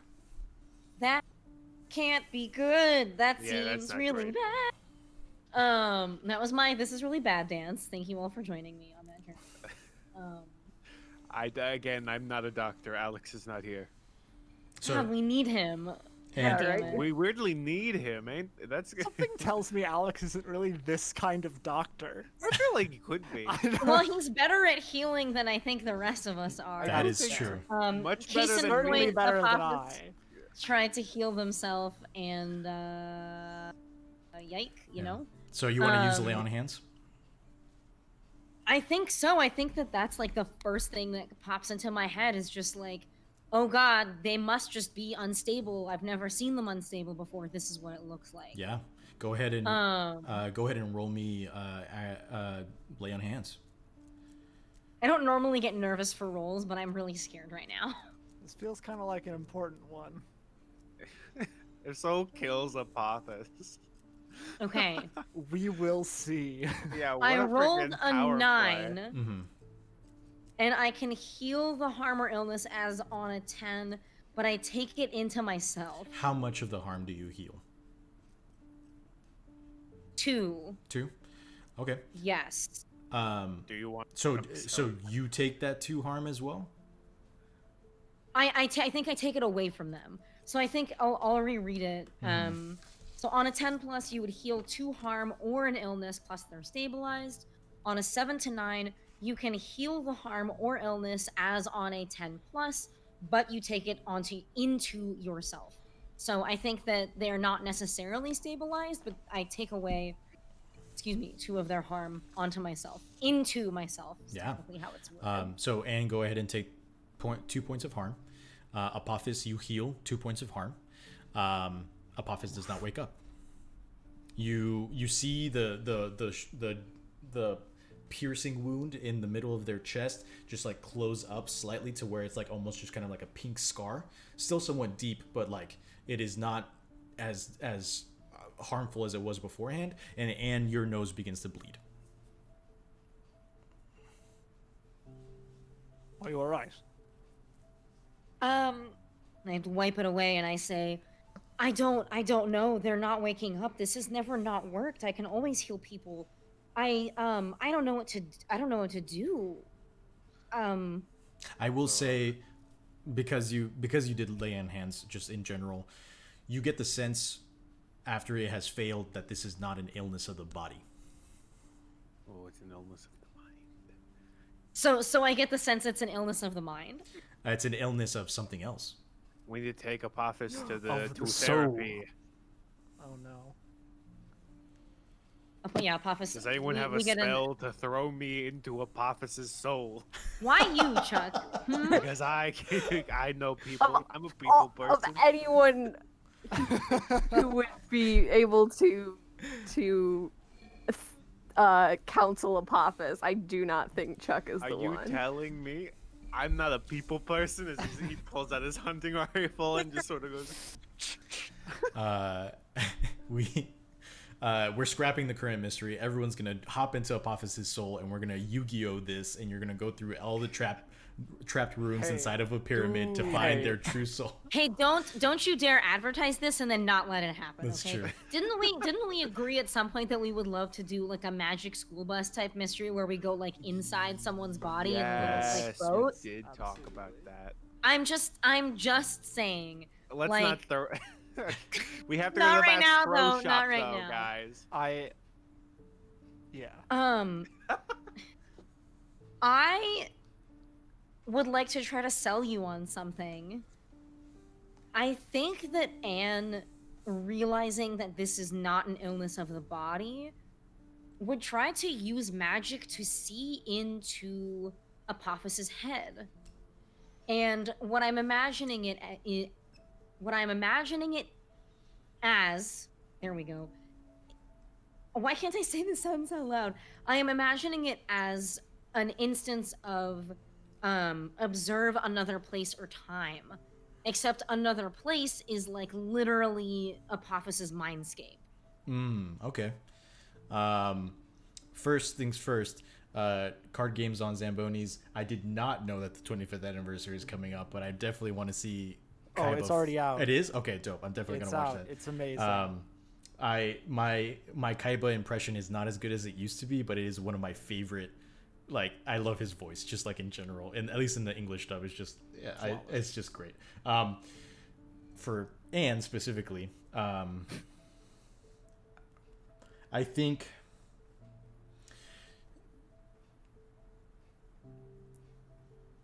Yes, if you want to try and use the look at another place or time in this way, I will allow it.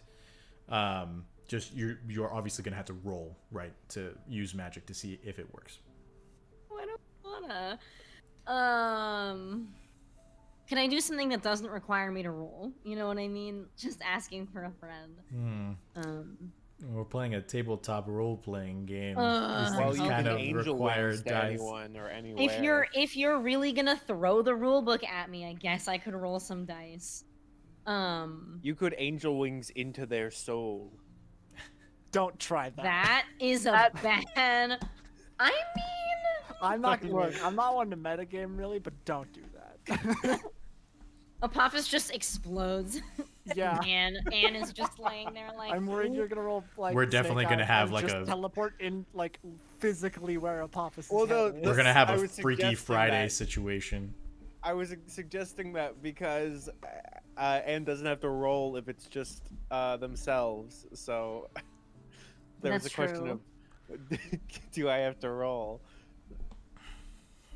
All right, I think But I'm gonna. I mean, you know, Birdie or Chuck, if either of you want to chime in, if you got any other ideas. I literally have only cast one spell in my life, and it was under great duress. I'm going to rub Apophis's gem and see if anything Like happens. a genie. What's your first wish? It feels cold to the touch. I put my ear up against it. You can hear the ocean. Oh. It says, What? "This is stupid." What does it say? No, nothing. Oh, okay. Well, that's peculiar. But it doesn't help us at all. So. It was worth a shot. All right, I'm just gonna try it because I don't know what the fuck's Can going Chuck on. just be like, can Roll Chuck use just, magic. Like, smack Apophis's face and be like, wake up. It just Come on. the face moves to one side, moves to the other side. There's no resistance. Okay, nothing happened. I did all I could. Unless we want to put him out of his misery. No one's even tried like CPR. I don't do that. Has the CPR. heart I'm not a doctor. The kiss of life. I also don't know what CPR is. I don't know if any of our mouths could fit around Apophis's mouth. If you want Not me to kiss alone. the snake, I I'm don't think gonna I do it. breathe, Are actually. you talking so- about group CPR? This is the worst mental image I've ever experienced. Elsa must be freaking out right now. Oh my gosh. Elsa's like, why have none of So you wait, put your mouth on so- Apophis yet? So I guess my question is Apophis breathing, and do they have a heartbeat?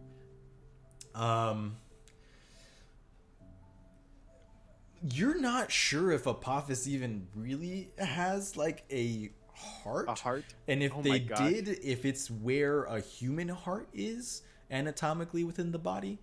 Not So because you know nothing about Apophis's physiology, finding a pulse or a heartbeat is rather difficult for you. Okay, so no like feeling the no, because they don't have normal arms. They're scarabs, so I can't check for their. Okay. I will say right Pick now, one pulse in the wrist. right now, Yeah. the scarabs are just like a dead mound on the ground. There is no Oh, red okay. energy holding This them is up. bad. Can I hold like All right. can I like hold up? Are they breathing at least? Like, can I at least be like feel under the nose? There's some air going out of there. Nope.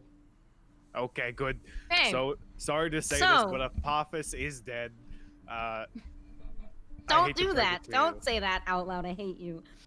I don't actually hate you. My question is, would anybody like to help me? Keep in mind, this is please. Matter of life or death. I can try. I should. You know, it's unfortunate because I just leveled up and increased my weird. But I could have taken a move that would have allowed me to be a requirement for use magic. That's dope. But I didn't take it, so it's I increased my wit by 1, by the way. I don't I know can anything try. about What I'm magic. saying, what I'm saying with my question is, either someone helps me or I use a point of luck. I'll try to help. Okay. All right. What does this? We'll say that one of the requirements is that you need 2 people for this spell. Okay. What does it look like? What are you doing, Anne, specifically with Birdie? I think that since I'm trying to kind of get into Apophis's head, I am kneeling, kind of at at their head. Just Group CPR. Cobra Group head. CPR. Absolutely not. That would be fan service, though. I'm like, Birdie, give me your face. And he's like, what? I'm like, put your mouth on the left half of Apophis's mouth. What are you talking Well, now about? breathe at the same time I breathe. I don't breathe. Ah!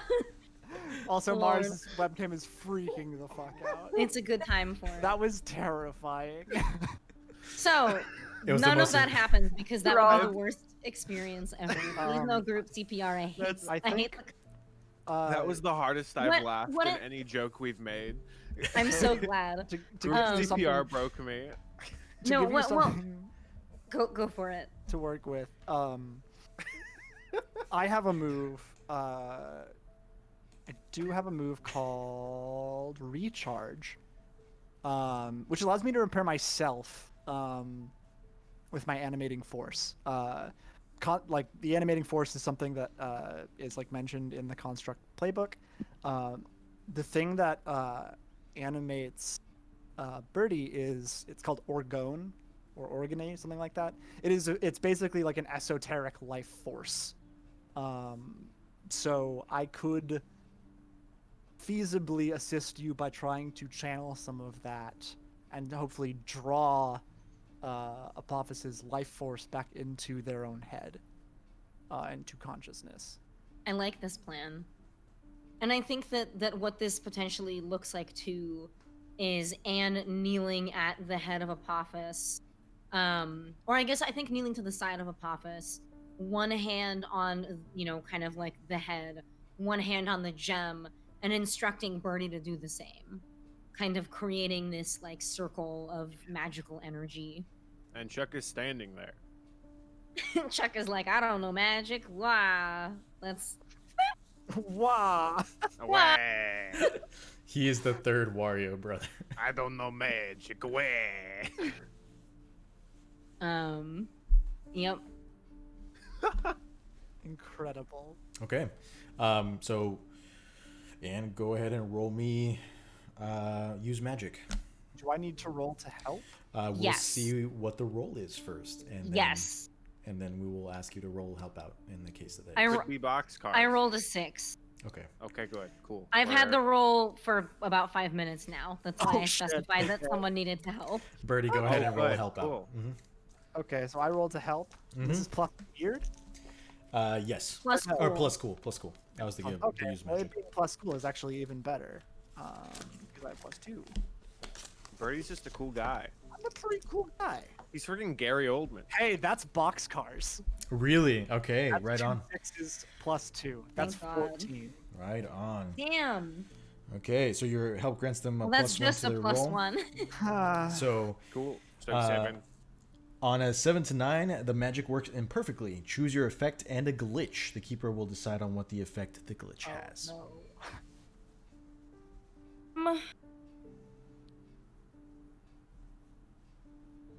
I think that what makes the most sense to me is Anne is like, I am so keen on Apophis's life force. I need Apophis to live because without Apophis, I would not be who I am. And so I think that like in this moment, the backlash is going to be that I take 1 harm, ignore armor. And I am just again like taking more of that like life drain onto myself Okay. in a way. Yeah. So channeling Birdie's life force and beginning to do this spell, the both of you are kind of thrown into a kind of a world in negative. So all highlights are shadows, and the shadows are you know that kind of like blue multicolored lining that you see in most negative like photographs and things of that nature. And you watch as from a large pyramid, this gargantuan cobra breaks out, large in size, and takes into the air. And as they rise up, you see their hood completely take the place of the sun in the sky and just begin to dissipate out into an endless night. The thing that stands out to you the most is that as the cobra rises up into the air, there is a beautiful red glowing gem going all the way down the body of the snake, the underside of the snake. And as the snake itself dissipates into an endless night, the gem turns into kind of like a red Milky Way, all across the arch of the sky. And as you watch this happen,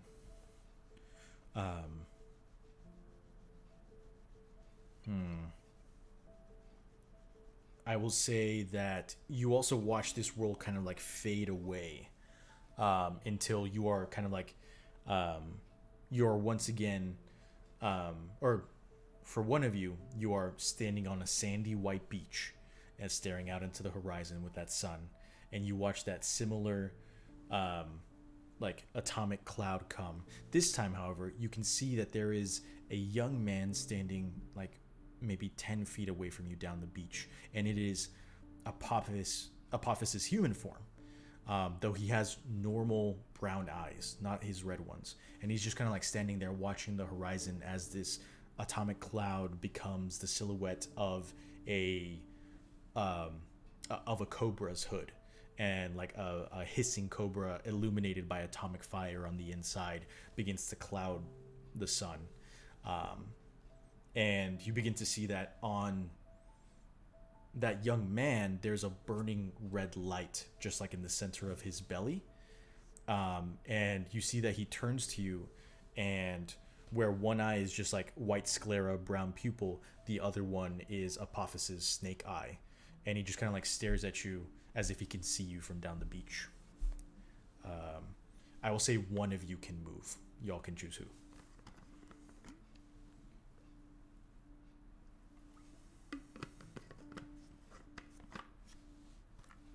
What do you mean?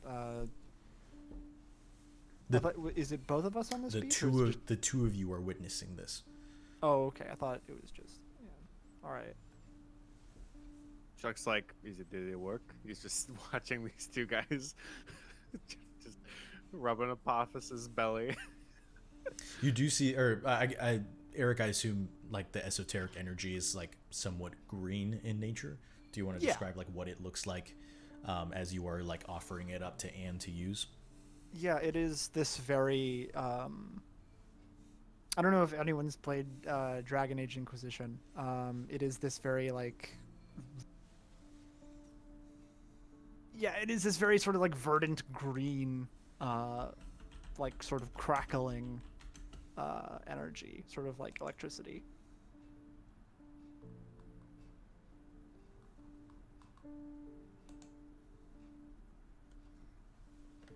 That it sort of sparks around my fingers as on the gem and on Apophis's head.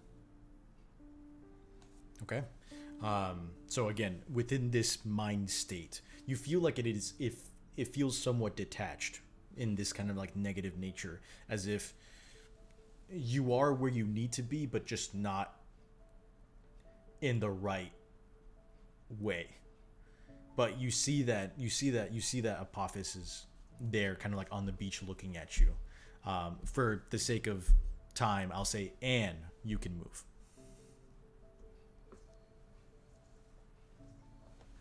I walk towards Apophis on the beach. They stay in that spot. Apophis, you, watch from this beach as this atomic cloud rises up, and you feel kind of like a warm glow inside your body, and you look off at an empty beach, and you swear that in a moment you maybe saw Anne there, but they quickly disappeared, and you just kind of keep staring at that spot because you feel very lost, and just the visage of a friend was something that in this span of time where you have been reliving past lives is a great comfort.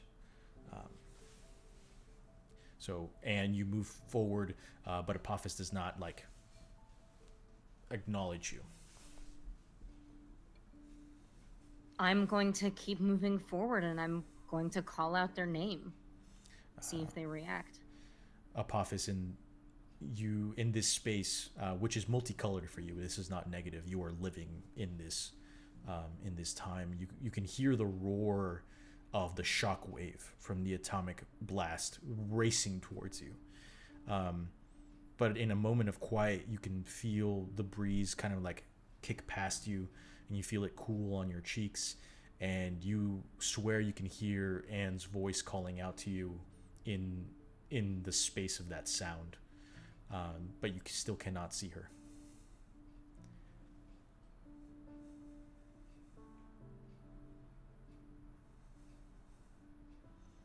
What do you do, Anne?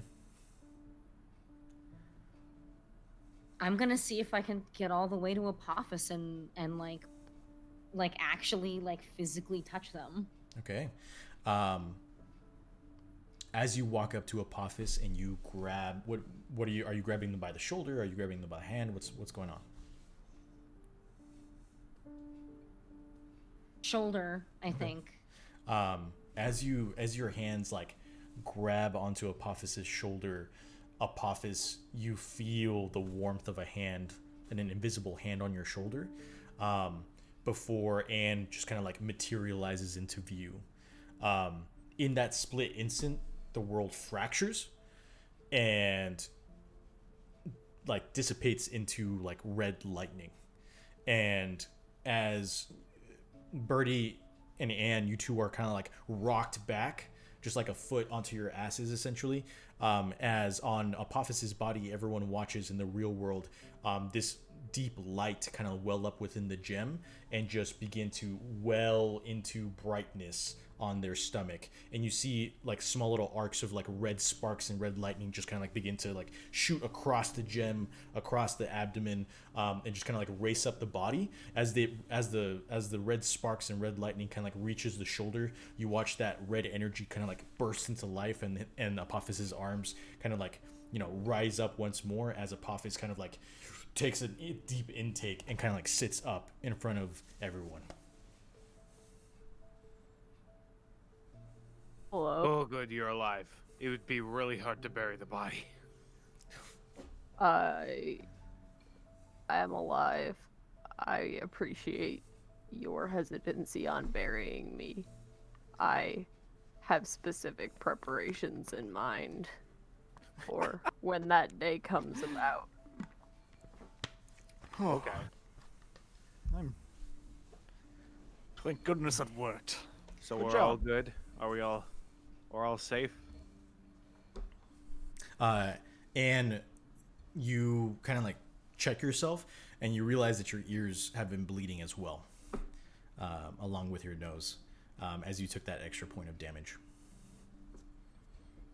I'm gonna just pull a napkin out of my pocket and just wipe all of the blood away and tuck it back in and just say, Bertie, thank you for your help, and Apophis,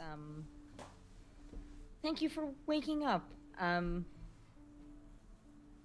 think we have work to do, and I think it might not be a lead, but it's something worth looking into. And I would pull out, I don't know where I've been storing it, but I have this black binder somewhere. And I would show it to, I tucked it, whatever. It's somewhere on my person. I should really just get the pocket dimension because that's something that the divine can take. But I think I would pull it out and I would start telling Chuck and Bertie that we found this in the van, that we have reason to believe that these people were getting paid by the vampires for their blood. And I point to the last name on the list, which is Greg Washington, and then I pull out the first couple papers I was looking at in the case file, and I show that it's again Greg Washington. I have reason to believe that maybe this is the man who was living here in this church. I don't know what happened to him. Well, I have some but it's information, possible. too. Yeah. There's a lot of flyers for a specific fishing store and artillery establishment that also happens to have a big Zedis. Lots of flyers, which can only mean one thing. Our next step is the glass pyramid that houses the amazing Bass Pro Shop in Tennessee. And I think as y'all kind of begin to put these clues together, let's go ahead and do the end of session questions. Did we conclude the current mystery? No. Did we save someone from certain death or worse? Apophis, maybe. Yeah. Say, perhaps. I would agree. Mayhaps. Yeah, probably. I would say so. Did we learn something new and important about the world? Angel Yeah. exists? That's Esther. fucking- Well, I think we knew angels I think we assumed angels exist. We got a confirmation that there are some angels around. I would say yes, sure. Did we learn something new and important about one of the hunters?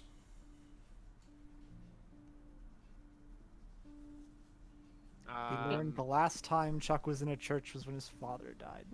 Yes. It's not. that is I one mean, that's thing. not like. That's one thing.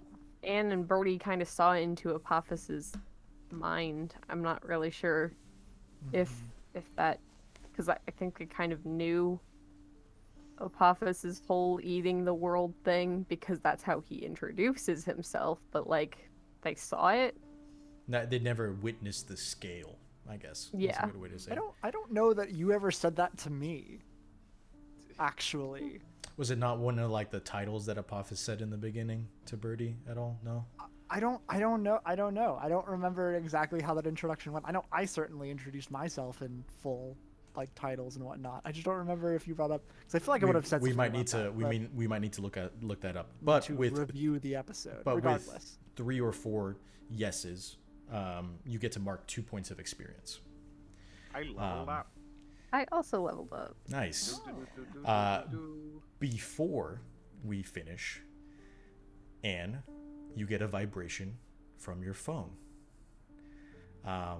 As you take it out, you see that it is a call from Teddy. Okay. Oh, cool. Do It's just the other old guy. you answer? This was funnier in my head. Yes, I answer. You see that Teddy's kind of like doing like a FaceTime, and he says you see his kind of like his mustachioed face and his wide brim cowboy hat, and he says, glad I got you.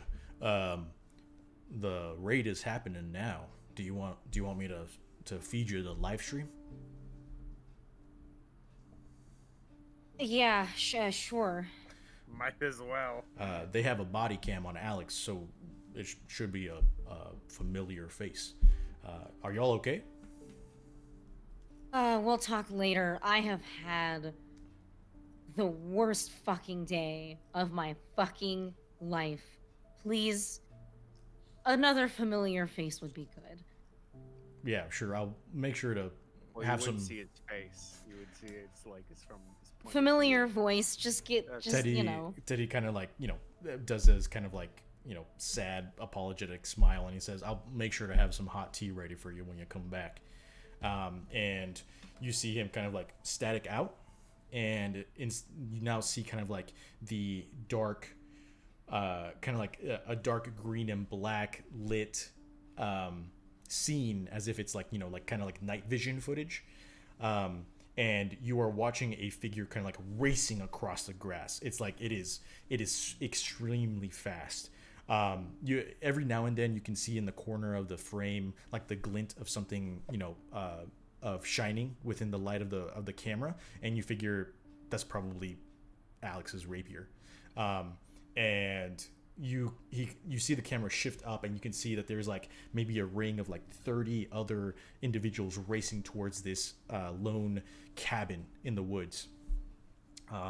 As they race up the steps and break down the door, there's like a crash, the camera shifts, and inside you see an empty lodge, an empty cabin, somewhat undisturbed.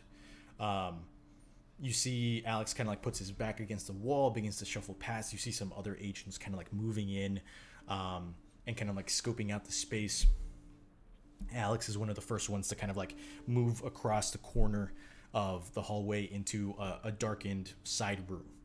And as he steps inside, in the center of this room, you see a pile of rabbit masks, discarded, in the center of a large red marked spell circle.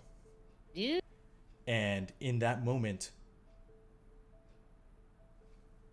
the feed breaks and goes to static. At the same time, Alex. you hear a in the distance as you watch a pillar of black smoke begin to rise across the river.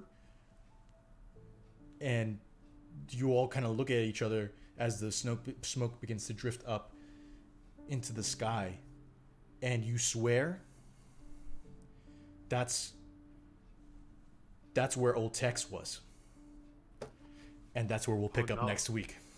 He did it himself. Saul, you mad lad, you destroyed your own train. And no one expected the self-destruct. Ah! Thank you, everyone, for sticking with us. We hope to see you next week for the exciting culmination of what is to come. I planned this out for 3 sessions, so hopefully we'll get there. If it goes for more, who knows? We'll see. But I am excited to see where this goes. So I'm mad at you. Thank you all so much for joining us. We'll see you next Tuesday. Please take care of yourselves. We appreciate you so much. Good night. Good night. We love Bye. you.